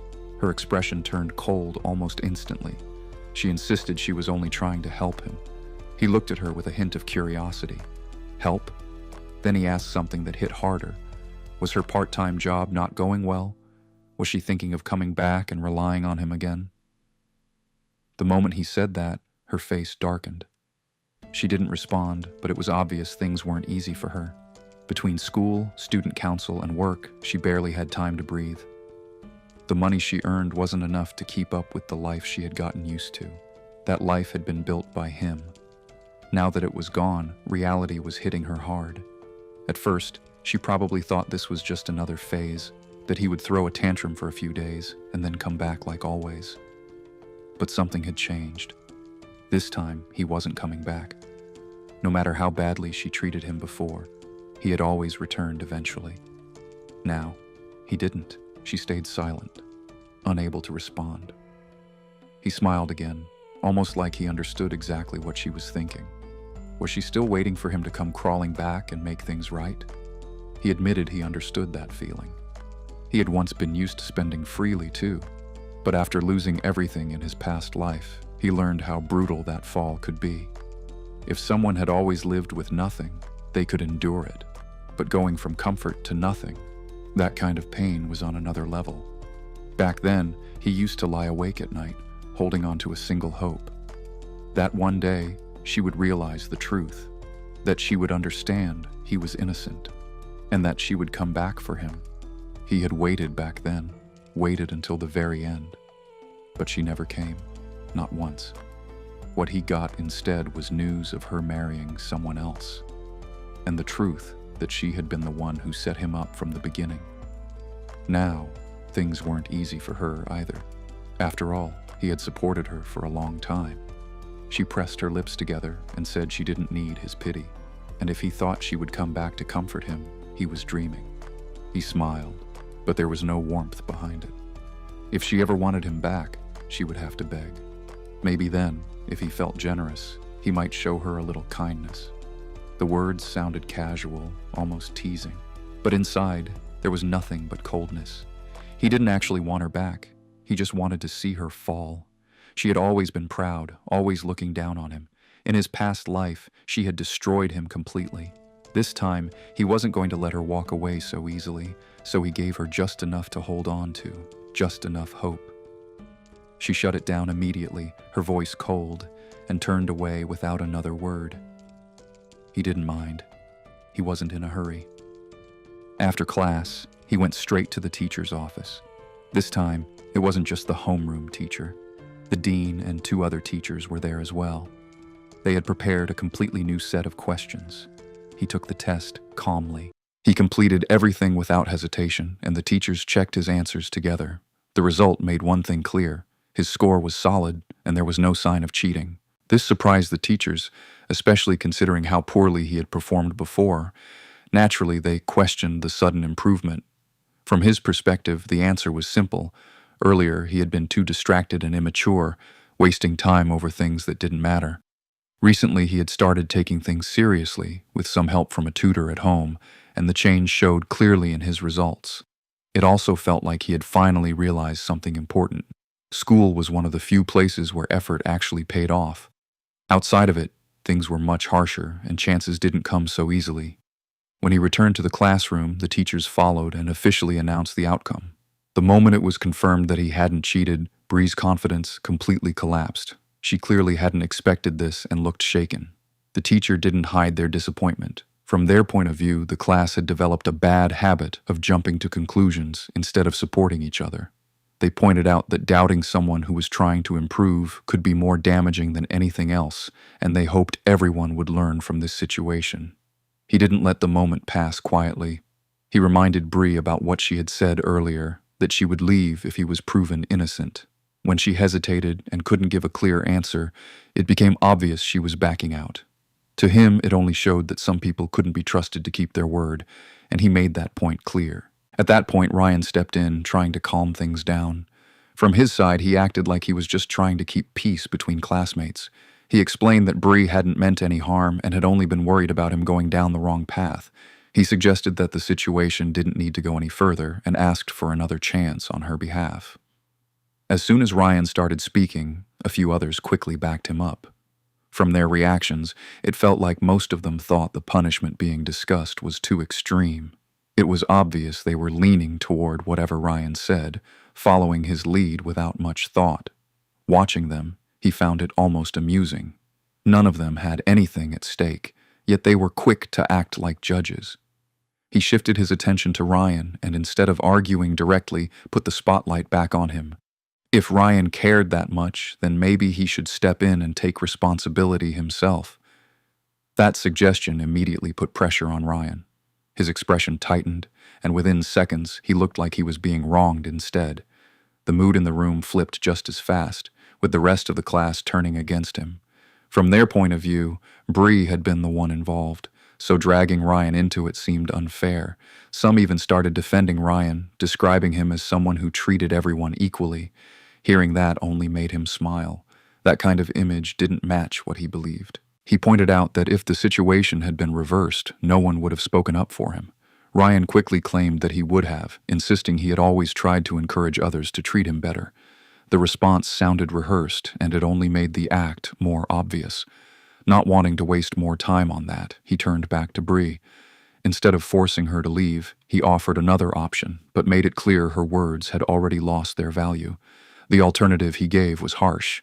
She would have to run 20 kilometers. The reaction was immediate. Bree looked shocked, almost terrified. It was clear she wasn't athletic enough to handle something like that. From his side, though, the condition was simple: either complete the run or leave. After saying that, he sat down as if the matter was already settled. To him, whether she stayed or not didn't matter much. What mattered was making sure there were consequences. Without that, people would keep targeting him without fear. After a brief moment of hesitation, Bree chose to accept it. But that wasn't all. He added another condition. While running, she would have to loudly admit that she had falsely accused him and that he hadn't cheated, making sure everyone around heard it. That pushed things even further, and some students felt it was too much. From their perspective, it seemed like unnecessary humiliation. He didn't agree. Compared to what he had gone through, he believed he was already being lenient. Once classes ended, Bree went to the field to begin her punishment. He stayed as well, sitting nearby and watching closely. There was no intention of letting her stop halfway. It didn't take long to see how difficult it was for her. Her pace was slow, and having to shout her apology every lap only drained her faster.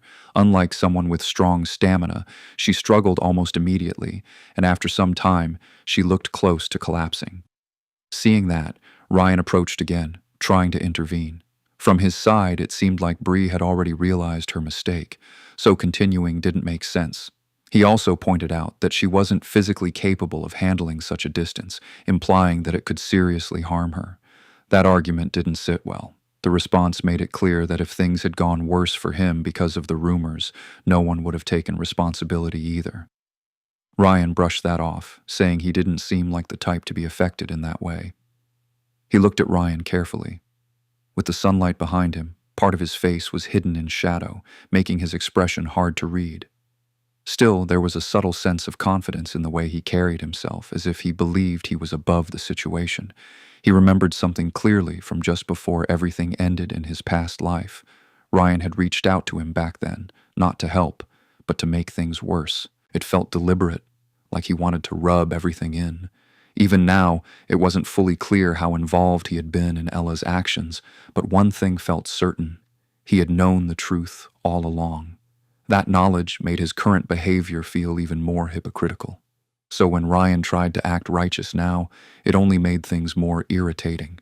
From his point of view, Ryan had been hiding behind that calm, harmless image for far too long, and it was getting harder to tolerate. Instead of backing down like everyone else usually did, he pushed back directly. If Ryan really had an issue, then he should step in and take Bree's place. Otherwise, there was no point in continuing to interfere. Seeing the tension shift toward Ryan, Ella stepped in. She tried to frame Ryan's actions as concern, suggesting he had only been warning him and that any consequences would be his own responsibility. To him, it just looked like she was stepping in to protect Ryan again. That only made things more obvious. The way she defended him showed where her priorities were. Ryan noticed her reaction too, and whatever doubts he had about her situation seemed to disappear. He turned the conversation back, suggesting that the hostility might be because of Ella and even offering to step aside if that was the case. That idea didn't sit well with Ella at all. She shut it down immediately, making it clear she had no feelings left for him and reaffirming her position with Ryan. Watching them, it felt like they were perfectly in sync, leaving him painted as the outsider. Instead of reacting emotionally, he brushed it off. From his perspective, there was no interest in going back to something that had already fallen apart. He made it clear that the situation with Bree wasn't unfair either. She had been the one who started it, and what she was facing now was still lenient compared to what she had done. At this point, his mindset had completely changed. He no longer cared about maintaining a good image or trying to please others. In the past, that approach had only left him being taken advantage of. Now, he was focused only on himself, regardless of how others viewed him. Ella seemed to realize there was no changing his mind. She decided to leave, pulling Ryan along with her, warning that he might regret it if things went too far. Not long after, Bree's condition worsened during the run. She managed to reach halfway before her body gave out completely, and she collapsed. Ella and Ryan quickly called for help and took her to the hospital. He followed them there. From Ella's reaction, it looked like she expected him to feel guilty or shaken, but that wasn't the case. Instead, he calmly handled the situation by contacting the hospital's top staff and arranging proper treatment, covering all expenses himself. That move removed any chance for others to use the incident against him. Inside the room, Ryan stayed close, watching over Bree as she regained consciousness. When she woke up, she acted weak and in pain, leaning into the moment. From where he stood, it seemed exaggerated. He remained off to the side, relaxed, casually drinking yogurt while pointing out what the doctors had already confirmed, that she was fine physically and that the real issue was simply her poor stamina. The doctors made it clear that she needed to improve her stamina, suggesting regular exercise. He took that as confirmation and reminded her that the remaining 10 kilometers still had to be completed the next day. Hearing that, Bree was completely stunned. From her perspective, she had just collapsed, yet he was still focused on finishing what he started. To him, it wasn't a big deal. He calmly pointed out that she wouldn't die from it, and even if she passed out again, the hospital staff would be there to handle it. That only made her more frustrated, but his tone didn't change. Instead, he gave her an easy way out. If she didn't want to continue, she could simply withdraw. Then he casually brought up her family background, mentioning where her parents worked. That caught her off guard immediately. It became clear to her that he had already looked into her situation. Even when she called him out for it, he didn't deny anything. In the end, she had no choice but to agree to finish the run. He confirmed that the medical bills had already been handled and made it clear that the condition still stood. Until the full distance was completed, the matter wasn't over. After saying everything he needed to, he left the room. Ella watched him go, noticing how cold and detached he seemed now. It was a side of him she hadn't seen before, and it left her uneasy. Bree recovered quickly after some rest and treatment, and Ryan and Ella eventually took her home. Meanwhile, he didn't sit around doing nothing.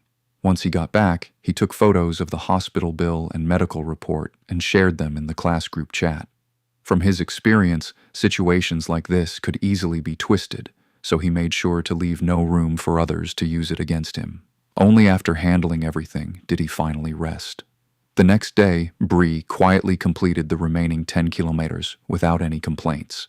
After everything that had happened, she stopped confronting him directly. Any frustration she had was kept to herself.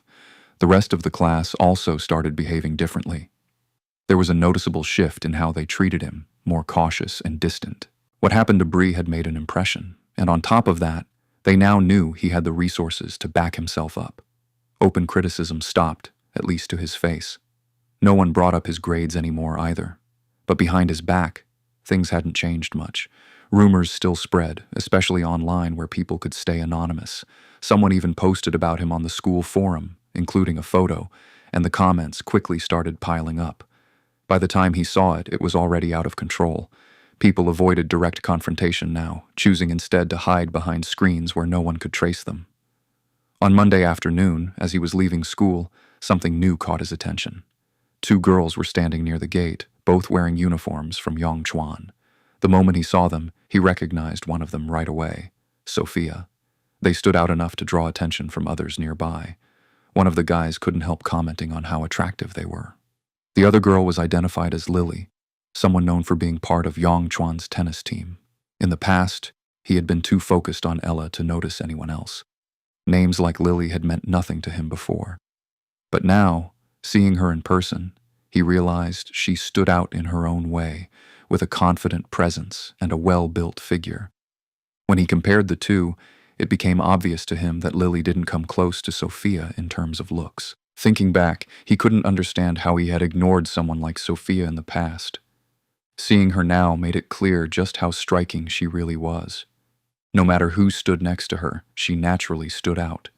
His driver was already waiting at the gate, and he was about to leave when Lily stepped in front of him. She looked him over openly, clearly curious. From her side, she already knew who he was and brought up the rumors spreading about him, including the claims that he was being supported by an older woman. Apparently, those stories had even reached her school, along with exaggerated versions of what had happened with Bree. Instead of reacting, he stayed calm. The situation didn't bother him as much as it might have before. He addressed her directly, even recognizing her by name, which caught her off guard for a moment. She quickly shifted the conversation, bringing up his past connection with Ella and hinting at her own assumptions. From his perspective, the idea that she thought he might be interested in her was almost amusing. He responded bluntly, making it clear he had no such interest and turning her own attitude back on her. Without waiting for a response, he walked past her and got into the car. Lily was left standing there, clearly irritated at first. But after a moment, that reaction turned into something else. Instead of staying upset, she seemed more intrigued, almost amused by how things had played out, as if she had just found someone worth remembering. Back home, he found Sophia already there. She had been away for a few days, and her return immediately changed the atmosphere. Even the pet reacted excitedly, rushing toward her the moment it saw her. He asked casually if she had finished everything she needed to do. Seeing her again, he couldn't help but notice her presence. There was something naturally refined about her that made her stand out without effort. He mentioned that he had tried studying with other tutors while she was gone, but none of them matched her way of explaining things. From his point of view, her teaching style was simply better. Sophia didn't make a big deal out of her absence. She explained briefly that she had been busy without going into details. He didn't press further, making it clear that it wasn't necessary. For him, it was enough that she was back. Looking back on everything that had happened in his previous life, he remembered how she had still shown him kindness even after everything he had done. Compared to that, her being busy for a few days felt insignificant. She acknowledged his words with a small nod.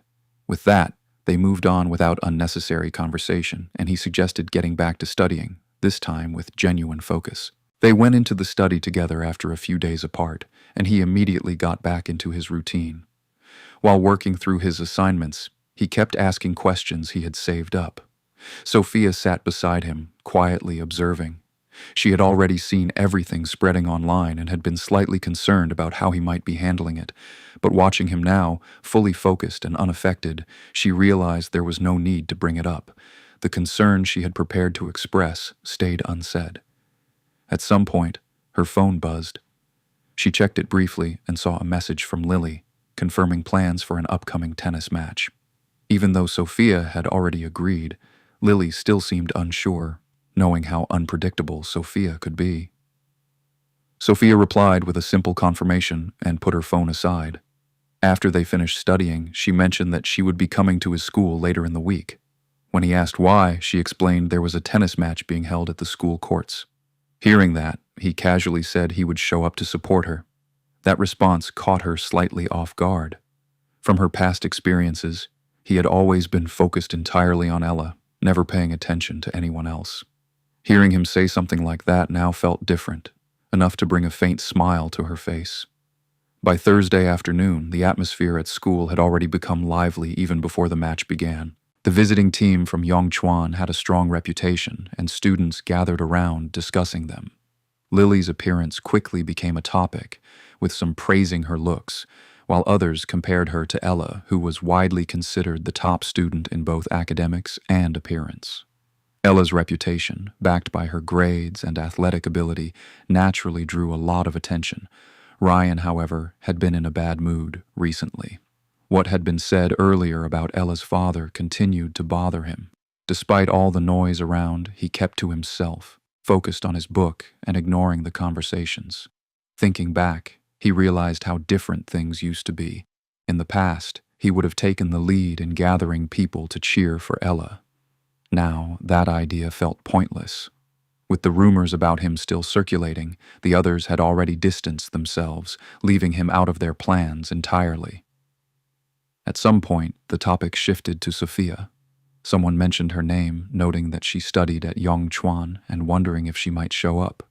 Her academic reputation was strong enough that everyone knew her as someone who consistently ranked above Ella. Still, most doubted she would actually attend, since she rarely appeared at such events. Hearing Sophia being discussed caused a subtle change in Ella's expression. She seemed uneasy, and her attention slowly drifted toward him. Seeing him completely absorbed in his book unsettled her even more. It made her wonder if he truly had no intention of showing up for her anymore. Eventually, she approached him and questioned whether all his studying was actually making a difference. He looked up, slightly surprised that she had even initiated the conversation, and answered simply that it was. He pointed out that not everyone had natural talent like her, and for some people, improvement only came through consistent effort. From his side, her reaction didn't make much sense. Why should his progress bother her at all? Ella brushed that off, saying it didn't concern her. He responded calmly, making it clear that if he already had money and looks, then outperforming her and Ryan academically would leave them with very little to stand on. That idea amused her more than anything. In her view, his recent improvement wasn't something to take seriously. She saw his position in the rankings as barely stable and believed that climbing higher would only get harder. To her, the idea of him surpassing her wasn't realistic. She could accept being outperformed by Sophia, since that felt like a difference in natural ability she couldn't compete with. But when it came to him, she believed effort alone wouldn't be enough to close the gap built over years. He didn't argue further, simply pointing out that the future wasn't something anyone could predict. Ella, clearly uninterested in continuing the conversation, ended it there and left to prepare for the match. Ryan had been nearby the whole time, listening. Although he didn't show it openly, the conversation bothered him. Still, he approached with a calm and friendly attitude, inviting him to come along and cheer for Ella. There was a clear reason behind that invitation. Since he had cut ties with Ella, the financial support that used to flow through her had stopped, affecting both her and Ryan. Keeping him around, even at a distance, still had potential benefits for them.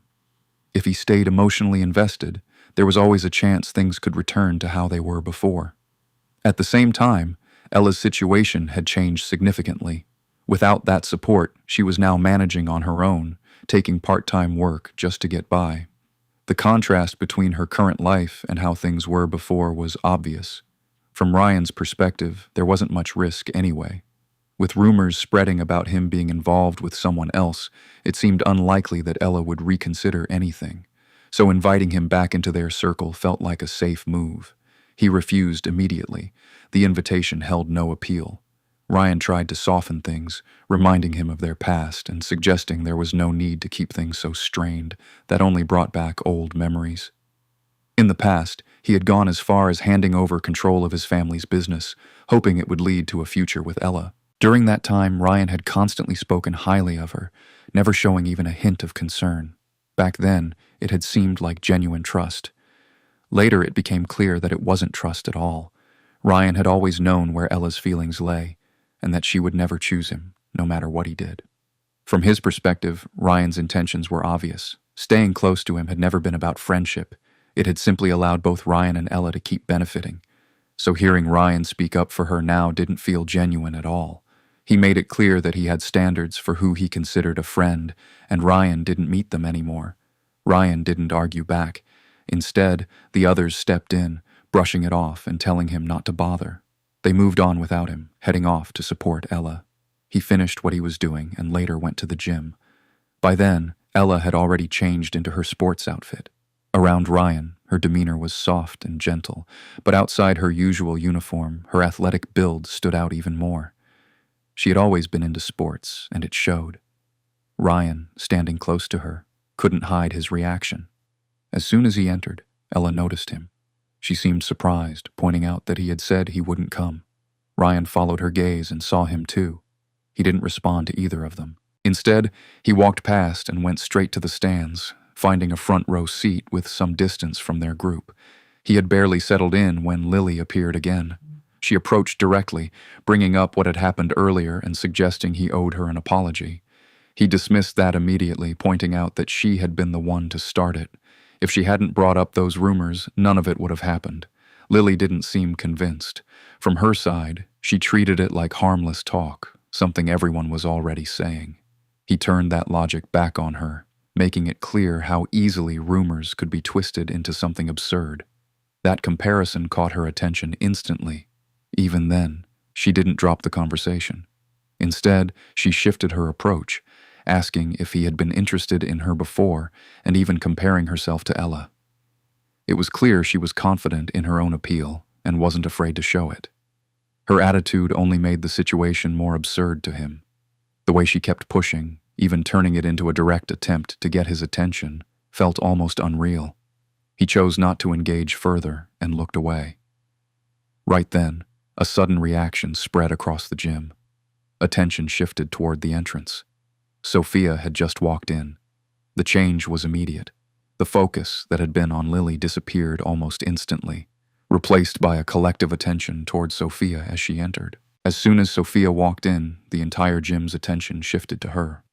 No one had expected her to actually show up, so her presence immediately became the center of attention. The noise in the room didn't stop, but the focus clearly changed. Lily noticed her right away and dropped everything, heading straight over. He watched Sophia and instinctively smiled, even giving a small wave. She saw him, but her expression stayed calm and unchanged, just like always.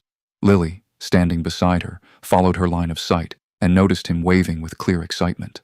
From her perspective, it was easy to draw a conclusion that he wasn't interested in her because his attention was on Sophia. To her, that just meant he would end up disappointed, since Sophia was known for keeping her distance from guys. Sophia and Lily moved toward the court to warm up, but even then, people couldn't stop looking at Sophia. Her presence alone held the room's attention. Ella noticed everything, especially his reaction. The moment Sophia appeared, his focus had completely shifted. That didn't go unnoticed, and it clearly irritated her. Ryan, standing nearby, also picked up on it. From his point of view, it looked like he might actually be interested in Sophia.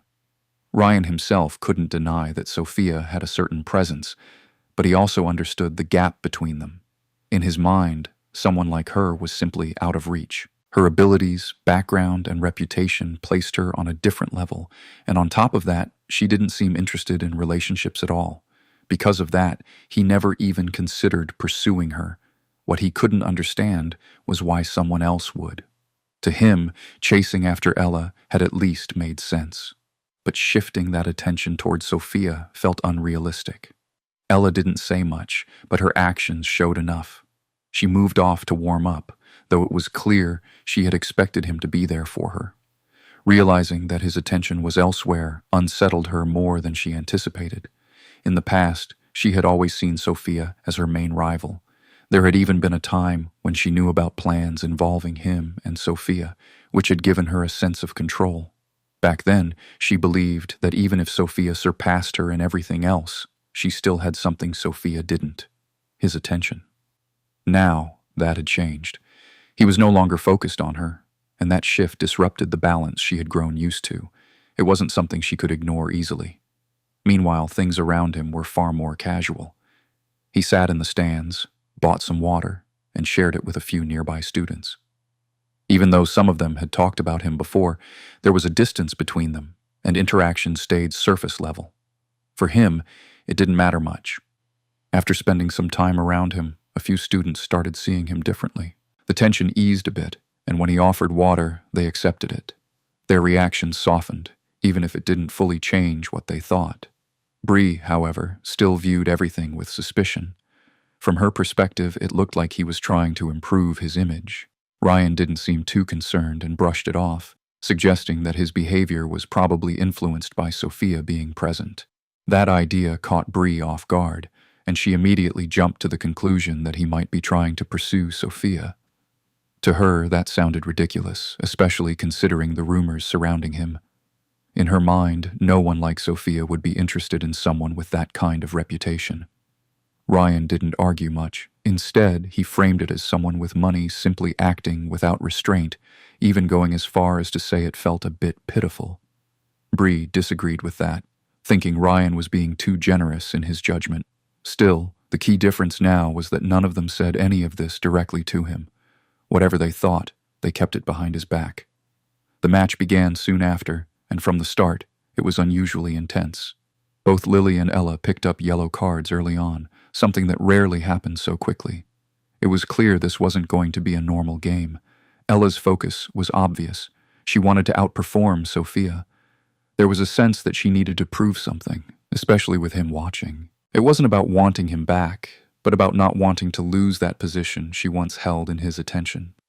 Lily, on the other hand, seemed to have her own agenda. She played aggressively, targeting Ella from the beginning and not giving her any space to settle into the match. In contrast, Sophia stood apart from all of it. Her performance looked effortless, almost like she wasn't even taking it seriously. Even among a strong team, she clearly operated on a different level. After establishing control early, she eased off, playing without pressure. From where he sat, the difference was obvious. Ella was pushing hard, looking for any chance to gain an edge, while Sophia moved through the game as if it were routine. During the break, the players gathered near the stands. Sophia noticed Lily's intensity and pointed it out, recognizing that it wasn't typical for her. Lily explained it casually, saying she wanted to prove something after being called unattractive. Sophia didn't react much, simply taking note of it. Then Lily turned toward the stands and spotted him. With her usual boldness, she called out, making sure he heard her and highlighting her performance over Ella. That comment didn't go unnoticed. Sophia briefly glanced at Lily, and although she didn't say anything, the shift in her attention was enough to make Lily pause for a moment. Despite everything happening around him, Sophia didn't show any particular reaction toward him. Even when Lily directed attention his way, she remained composed and distant. That was consistent with how she always carried herself, calm, reserved, and never easily drawn into things. He figured she probably didn't enjoy being the center of attention, especially in a setting like this. But instead of making her less noticeable, that restraint made her stand out even more to him. Without overthinking it, he called out to her, praising her performance. Lily caught that immediately and took it as something personal. From her point of view, he was still holding on to their earlier clash and deliberately trying to provoke her. She leaned toward Sophia and explained it that way, brushing it off like a small grudge. Sophia didn't react much on the surface. She didn't even turn to look at him, but there was a subtle change. Her ears had turned slightly red, something easy to miss unless someone was paying close attention. When the second half began, the tone of the match shifted completely. Earlier, Ella and Lily had been evenly matched, trading point after point. But once Sophia stepped in seriously, the balance broke. Ella couldn't keep up anymore, barely managing to return anything. The difference in skill became impossible to ignore. By the end, the result wasn't even close. Mingwa lost decisively, and Ella took the hardest hit. Until now, people had often spoken about her and Sophia as equals, but that idea didn't hold up anymore. The match made it clear. Sophia was on a different level. Watching from the stands, he reacted more than anyone else. Every point Sophia scored pulled a stronger response out of him. It was the first time he was really seeing what she could do, and it made him realize how much he had overlooked before. Around him, the atmosphere split. The group that had been supporting Ella went quiet, while the section filled with Sophia's supporters grew louder with each point. He was right in the middle of that energy, fully focused on her. Bree, watching from the side, couldn't help but comment under her breath, clearly annoyed at how openly he was reacting. But before that sentiment could settle, something unexpected happened. As the match ended, Sophia walked straight toward the stands. People nearby immediately noticed, some reacting instinctively as she approached. She stopped right in front of him. Up close, her presence felt even more striking. He looked at her and praised her again, still caught up in the moment. She simply asked for water, her voice calm and soft. Someone nearby quickly offered a bottle, but she didn't take it. Instead, she looked directly at him. Without hesitation, he picked one up and handed it to her. As she drank, there was a faint shift in her expression, a small, almost hidden smile. It was subtle, but unmistakable. Lily, who had been planning to step in herself, watched everything unfold. From her perspective, the moment had been hers to take, something she had been working toward the whole time. But in a single move, Sophia had taken that attention without effort, leaving Lily genuinely caught off guard. For someone like Sophia, this kind of moment didn't make sense to anyone watching. She had always kept her distance, never giving any guy special attention, always self-contained. Even small things like bringing her own water showed how little she relied on others. So seeing her walk up to him, take the bottle from his hand, and then calmly suggest they leave together after school, it completely broke the image people had of her. Then came the part that shocked everyone even more. When Lily asked if she knew him, Sophia answered, without hesitation, that she was pursuing him. That single statement flipped the entire situation. Normally, she would never need to chase anyone. If anything, people would line up for her attention. Hearing her say it out loud made it feel unreal. Lily didn't even know how to react. Just moments ago, she had been openly flirting with him, thinking it was nothing serious. Now it suddenly felt like she had stepped into something she didn't understand at all. Looking back at everything she had said earlier, especially in front of Sophia, she could only feel embarrassed. She quickly tried to explain herself, making it clear she wouldn't have acted that way if she had known. Sophia didn't make a big deal out of it. She stayed calm and simply pointed out that it didn't matter, since he hadn't been interested in Lily anyway. That response was straightforward, but it carried a quiet certainty that left no room for argument. When Lily asked what their actual relationship was, Sophia answered just as directly. From her perspective, things weren't one-sided in the way people assumed. She acknowledged that he hadn't fully fallen for her yet. Even though she was close to him, she understood that his feelings were still complicated, especially with his past involving Ella. Still, she didn't seem bothered by that. Being around him already meant something to her, and that was enough for now. Lily processed all of this slowly. When she looked back at him in the stands, it changed how she saw everything. Earlier, it had seemed like he was the one chasing Sophia. Now it was clear the situation was far more balanced, and maybe even the opposite of what people expected. Around them, however, no one stayed calm. The moment spread quickly and reactions exploded, especially online. People couldn't reconcile what they had just heard with what they believed before. Not long ago, he had been seen as someone completely devoted to Ella, almost to the point of losing himself. Now, things had shifted so drastically that it left everyone confused. When Ella came out after the match, the contrast was obvious. She had just lost badly, and not in a close fight, but in a one-sided defeat. That alone was difficult to accept. On top of that, everything happening around Sophia and him only made it worse. Ryan and Bree followed behind her, clearly wanting to say something to lift her mood, but nothing came. The situation had left them just as unsettled, with no easy way to respond. Just moments earlier, they had all been convinced that someone like Sophia would never show interest in him. Then they watched her walk straight up to him without hesitation. That contrast hit hard. Bree couldn't process it at all. From her point of view, it didn't make sense. She questioned how Sophia could even consider someone like him, especially with all the rumors surrounding him. Ryan, on the other hand, stayed quiet, but the shift clearly affected him. He had always believed that no matter what, Ella's attention would stay within his reach. Seeing Sophia step in like that disrupted that belief completely. It made him question whether things had only turned out the way they did because of his own inaction.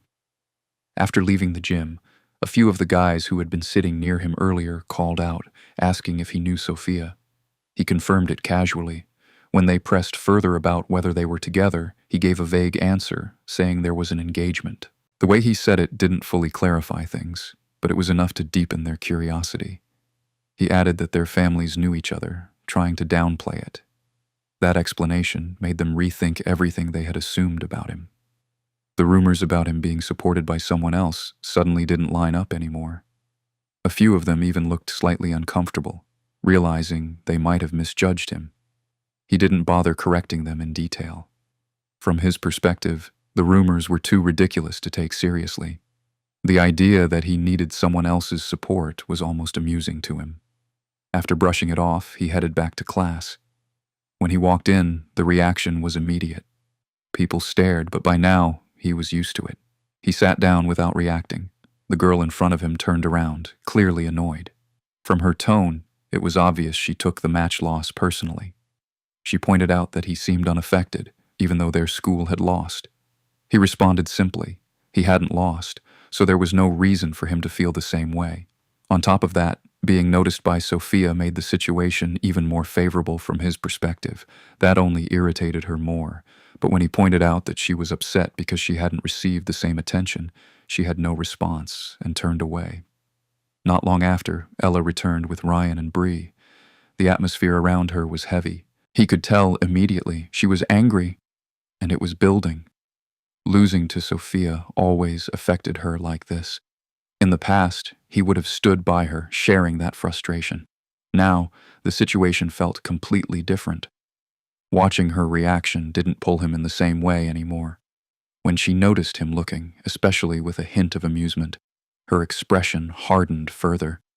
She questioned why he was staring. He answered directly, without softening it. From his point of view, the result was simple. She had lost because she wasn't good enough. Ella didn't take it lightly. Losing was already hard for her, but what really unsettled her was the way he reacted. In the past, he would have been the first to comfort her, doing everything he could to lift her mood. Now, instead of support, she was met with indifference and even mockery. That contrast hit her harder than the loss itself. The bell rang, and he left without hesitation. Ella followed almost immediately, moving fast enough that Ryan couldn't keep up. She caught up to him near the stairs and grabbed his arm, stopping him in place. When he turned, her expression was tense, barely held together. She asked directly if he was planning to be with Sophia. The question felt out of place, especially coming from her. She had never shown concern about this kind of thing before, yet now she looked at him as if he had done something wrong. He tried to pull his arm free, but her grip tightened. That only made him laugh slightly, not out of humor, but disbelief. He reminded her of how things used to be, how she had always found his attention suffocating, how she had treated his feelings as a burden rather than something meaningful. Hearing that, Ella froze. She denied ever saying anything like that. From her perspective, those words had never been spoken. But for him, it didn't matter whether she remembered or not. What mattered was how she had acted and what those actions implied. He didn't hold back. He questioned her directly. If she hadn't disliked him, then why had she always been close to Ryan? Why had she treated him like he didn't matter, despite everything he had given? As he spoke, his tone carried weight, but the emotion behind it was complicated. On the surface, it looked like lingering pain, even tears forming in his eyes. But deep down, what he felt wasn't love anymore. That part was gone. What remained was something heavier, a mix of anger and the memory of what he had once been. In his past life, he had spent everything chasing after her, believing that if he gave enough, it would eventually be returned. Instead, he had ended up with nothing. Thinking about that version of himself brought a different kind of feeling, not directed at her, but at what he had become back then. It was a quiet, hollow realization of how far things had fallen before. Ella could see the change in him. The emotion in his eyes wasn't something she had seen before, and it left her unsure how to respond. Ella had come after him because seeing him close to Sophia unsettled her. But this time, what stopped her wasn't just that. It was the expression in his eyes. There was something real there, something she had never seen before, and it threw her off balance. She had never thought of herself as someone who could hurt him that deeply, yet now it felt like she had crossed a line she couldn't even define. When he spoke, pointing out that she had never really wanted anything with him and that she belonged with Ryan, she didn't have a clear answer. She tried to avoid the conversation altogether, saying she didn't want to talk about feelings. It sounded more like an escape than a response. Before things could go further, Ryan and Bree appeared. From where Ryan stood, the scene in front of him looked different. Ella still holding on to him, the distance between them gone. The moment she noticed Ryan, her reaction was immediate. She let go without hesitation. That small action said enough. He noticed it and responded with a faint, bitter smile. To him, it confirmed everything he already believed about where he stood. He lowered his head slightly and told her not to approach him like this again, especially in private. He didn't want Ryan getting the wrong idea. Without waiting for anything in return, he turned and walked away. By the time he reached the bottom of the stairs, the emotion he had shown moments earlier was gone. Whatever tears had been there disappeared just as quickly. From his side, that moment upstairs hadn't been about lingering attachment. It had been controlled, almost deliberate. After everything that had happened before, he had no intention of letting things play out the same way again.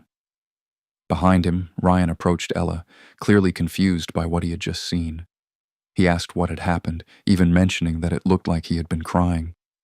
Ella avoided the question entirely. She didn't have an answer, and more importantly, she didn't want to explain something she barely understood herself. For her, the situation had become complicated in a way she hadn't expected. His reaction made it seem like he still had feelings, but at the same time he was pulling away. That contradiction left her unsure how to interpret any of it. Outside the school, the scene shifted again. As he stepped out, he spotted Sophia waiting near the gate. She had already changed back into her uniform, standing there calmly. Lily was beside her, but the focus naturally drew to Sophia the moment he noticed her. They were both waiting calmly near the gate. As soon as he appeared, Lily noticed first and nudged Sophia, pointing him out. Sophia turned immediately, her attention locking onto him despite the crowd around them. Even in a simple school uniform, she stood out without effort. It wasn't anything flashy, just the way she carried herself made the difference obvious. Next to her, Lily looked comparatively ordinary. Without saying anything, Sophia walked over and took his bag from him. The gesture was natural, almost routine, and it made it clear that her actions weren't for show. She wasn't concerned about who was watching. Her focus stayed on him as she suggested they go eat. He agreed without hesitation. Whatever had happened with Ella earlier didn't linger. That part of things no longer had any real hold over him. Lily, sensing the shift in his attitude toward her, quickly tried to fix things. Her tone changed completely as she apologized, admitting she had misjudged him earlier. He didn't engage with it much and instead turned to Sophia, asking casually if they were even friends. Sophia's answer was immediate and simple, no. That response caught Lily off guard, and she tried to recover, continuing to apologize and even promising to track down whoever had started the rumors, but Sophia didn't respond to any of it. By then, the car had arrived. Sophia opened the door and signaled for him to get in. Lily stayed behind, watching them leave, still trying to keep things light with a parting remark. Inside the car, Sophia dismissed Lily entirely, telling him to ignore her. She explained briefly that they only interacted occasionally through tennis, nothing more. Then, without making a big deal out of it, she leaned over and fastened his seatbelt. The moment shifted back to the match. He brought it up again, clearly impressed by her performance, pointing out how dominant she had been, and even mentioning Ella's reaction during the game. Sophia accepted the praise without much change in expression. To her, the result was straightforward. She didn't see it as anything extraordinary, just a difference in ability. Her comment about Ella was blunt, stating simply that Ella wasn't good enough. Hearing that, he found it slightly amusing. The way she said it wasn't emotional or mocking. It was just direct, as if she was stating an obvious fact. He hadn't expected her to speak so bluntly about someone like that. But thinking about it, there was nothing inaccurate in what she said. It was just direct. He told her honestly that he couldn't find any flaws in her. From his perspective, she had everything: looks, intelligence, and now even her performance on the court had proven itself clearly. Anyone watching that match would have been impressed. Sophia didn't react much to the praise. She simply said she didn't even know the people he was talking about.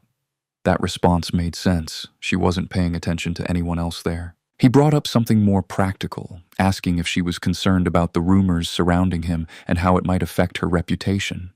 From his side, it seemed like a reasonable thing to worry about. But Sophia didn't see it that way. She made it clear that she didn't care about what others said.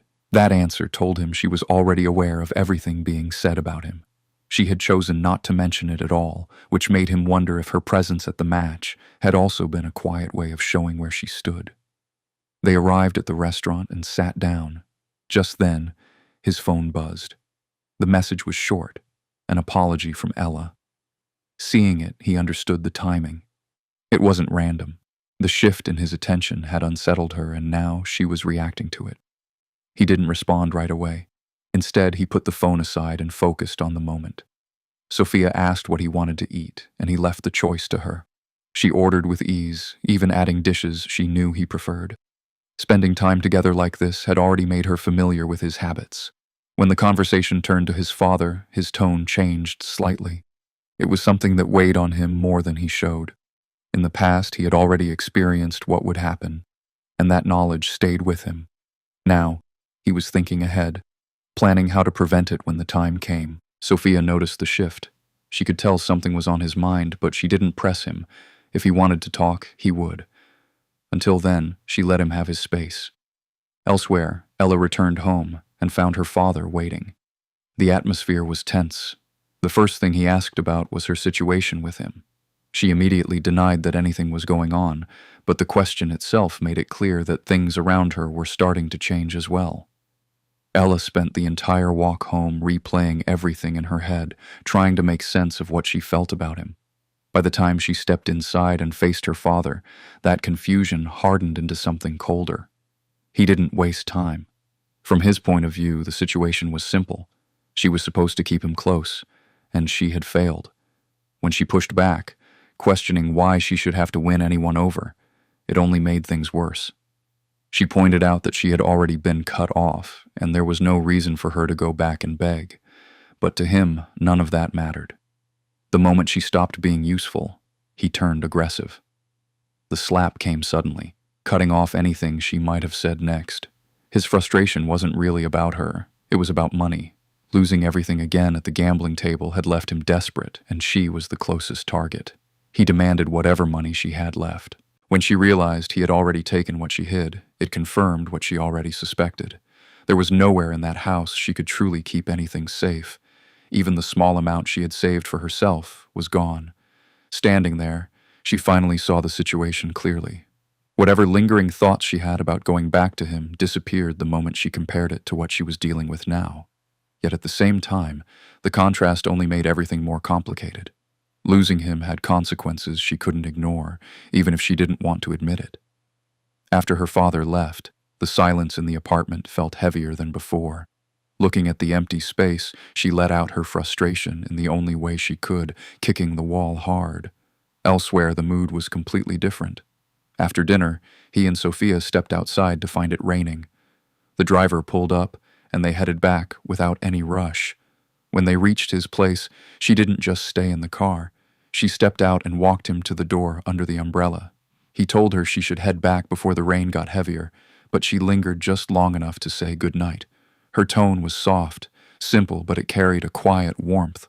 For a moment, he just stood there, meeting her gaze, feeling something shift. After she left, he watched the car disappear. The realization came naturally. Being around her felt easy and for once genuinely good. He was about to go inside when a voice stopped him. He turned, and there she was. Ella had been waiting in the shadows, already there before he noticed. Ella had been standing there in the rain without even an umbrella. It wasn't clear how long she had been waiting, but she was completely soaked. Seeing her like that caught him off guard for a moment, but the feeling didn't last. The warmth from earlier disappeared, replaced by a cold, distant expression. She looked at him and asked if he was really that happy with Sophia. He answered without hesitation, yes. From his perspective, the difference was simple. Sophia treated him well. That alone was enough. For Ella, this was unfamiliar territory. She had never shown this kind of softness toward him before. Even now, it was hard to tell how much of it was genuine. Still, seeing that shift, even knowing her nature, brought out a strange sense of satisfaction in him. When he asked what she wanted, she didn't give a direct answer. Instead, she questioned whether he had truly decided to cut her off. He responded bluntly, assuming her actions were tied to money again. In his eyes, that had always been the pattern. She only came close when she needed something. She denied it, saying she had just come to see him. Then, without pushing further, she turned to leave. But she barely made it a few steps before collapsing. The situation changed instantly. He called for help, and Auntie Chen rushed over.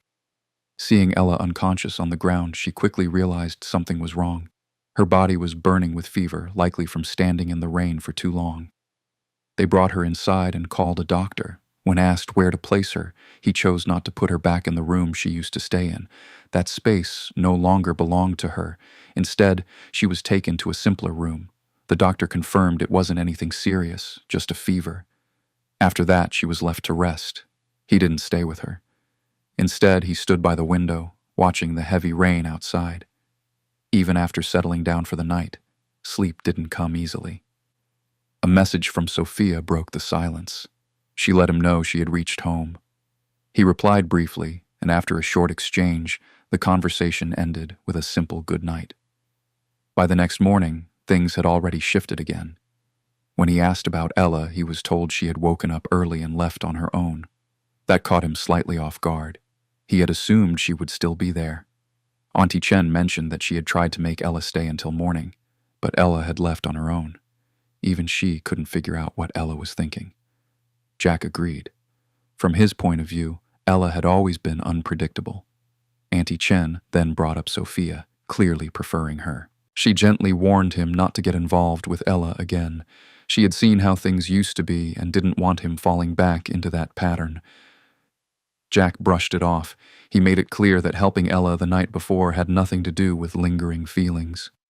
She had collapsed at his door, and he simply didn't want to deal with the consequences of ignoring it. That answer reassured her. To her, it felt like he had finally grown out of his old habits. By the time he reached school, Ella had already returned, looking like her usual self again. She didn't acknowledge him at all. From his perspective, that was almost ironic. After everything the night before, she couldn't even offer a simple word of thanks. He didn't react and ignored her just as easily. Later, when class ended, Ryan approached her, and the two of them left together. On the way, he checked on her condition, but she brushed it off, saying she was fine. Still, something had clearly been bothering him since the previous day. He eventually brought it up, saying that if she wanted to go back to Jack, he wouldn't stand in her way.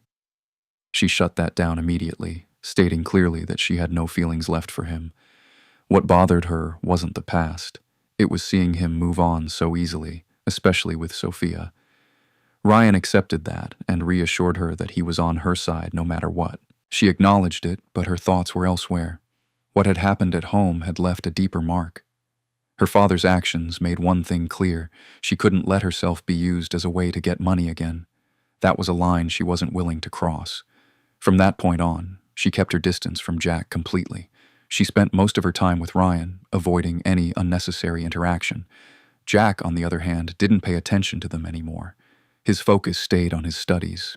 Outside of that, he started thinking ahead, looking into opportunities like property while prices were still low, planning for the future rather than getting pulled into past issues.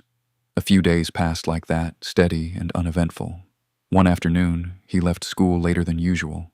He stayed back to finish some work, so by the time he left, the school gate was almost empty. Just as he stepped outside, someone called out to him. Looking up, he saw Steve. Steve acted casual, saying he was there to check on Ella, though his appearance told a different story. He looked worn out and unsettled, like things hadn't been going well. Jack noticed it immediately. Before the conversation could go further, Ella and Ryan came out of the school. The moment Ella saw the two of them together, her reaction was sharp. She demanded to know what was going on. Given how her father usually showed up only when he needed money, it didn't take much for her to guess the situation. Steve dismissed her completely, even going as far as calling Jack his son-in-law again. That only made things worse. Ella turned her frustration toward Jack, lashing out without holding back. Her words were harsh, more aggressive than usual, and it caught him off guard for a second. Still, he didn't stay quiet. He pushed back, making it clear he had no interest in anything related to her, then walked away without looking back.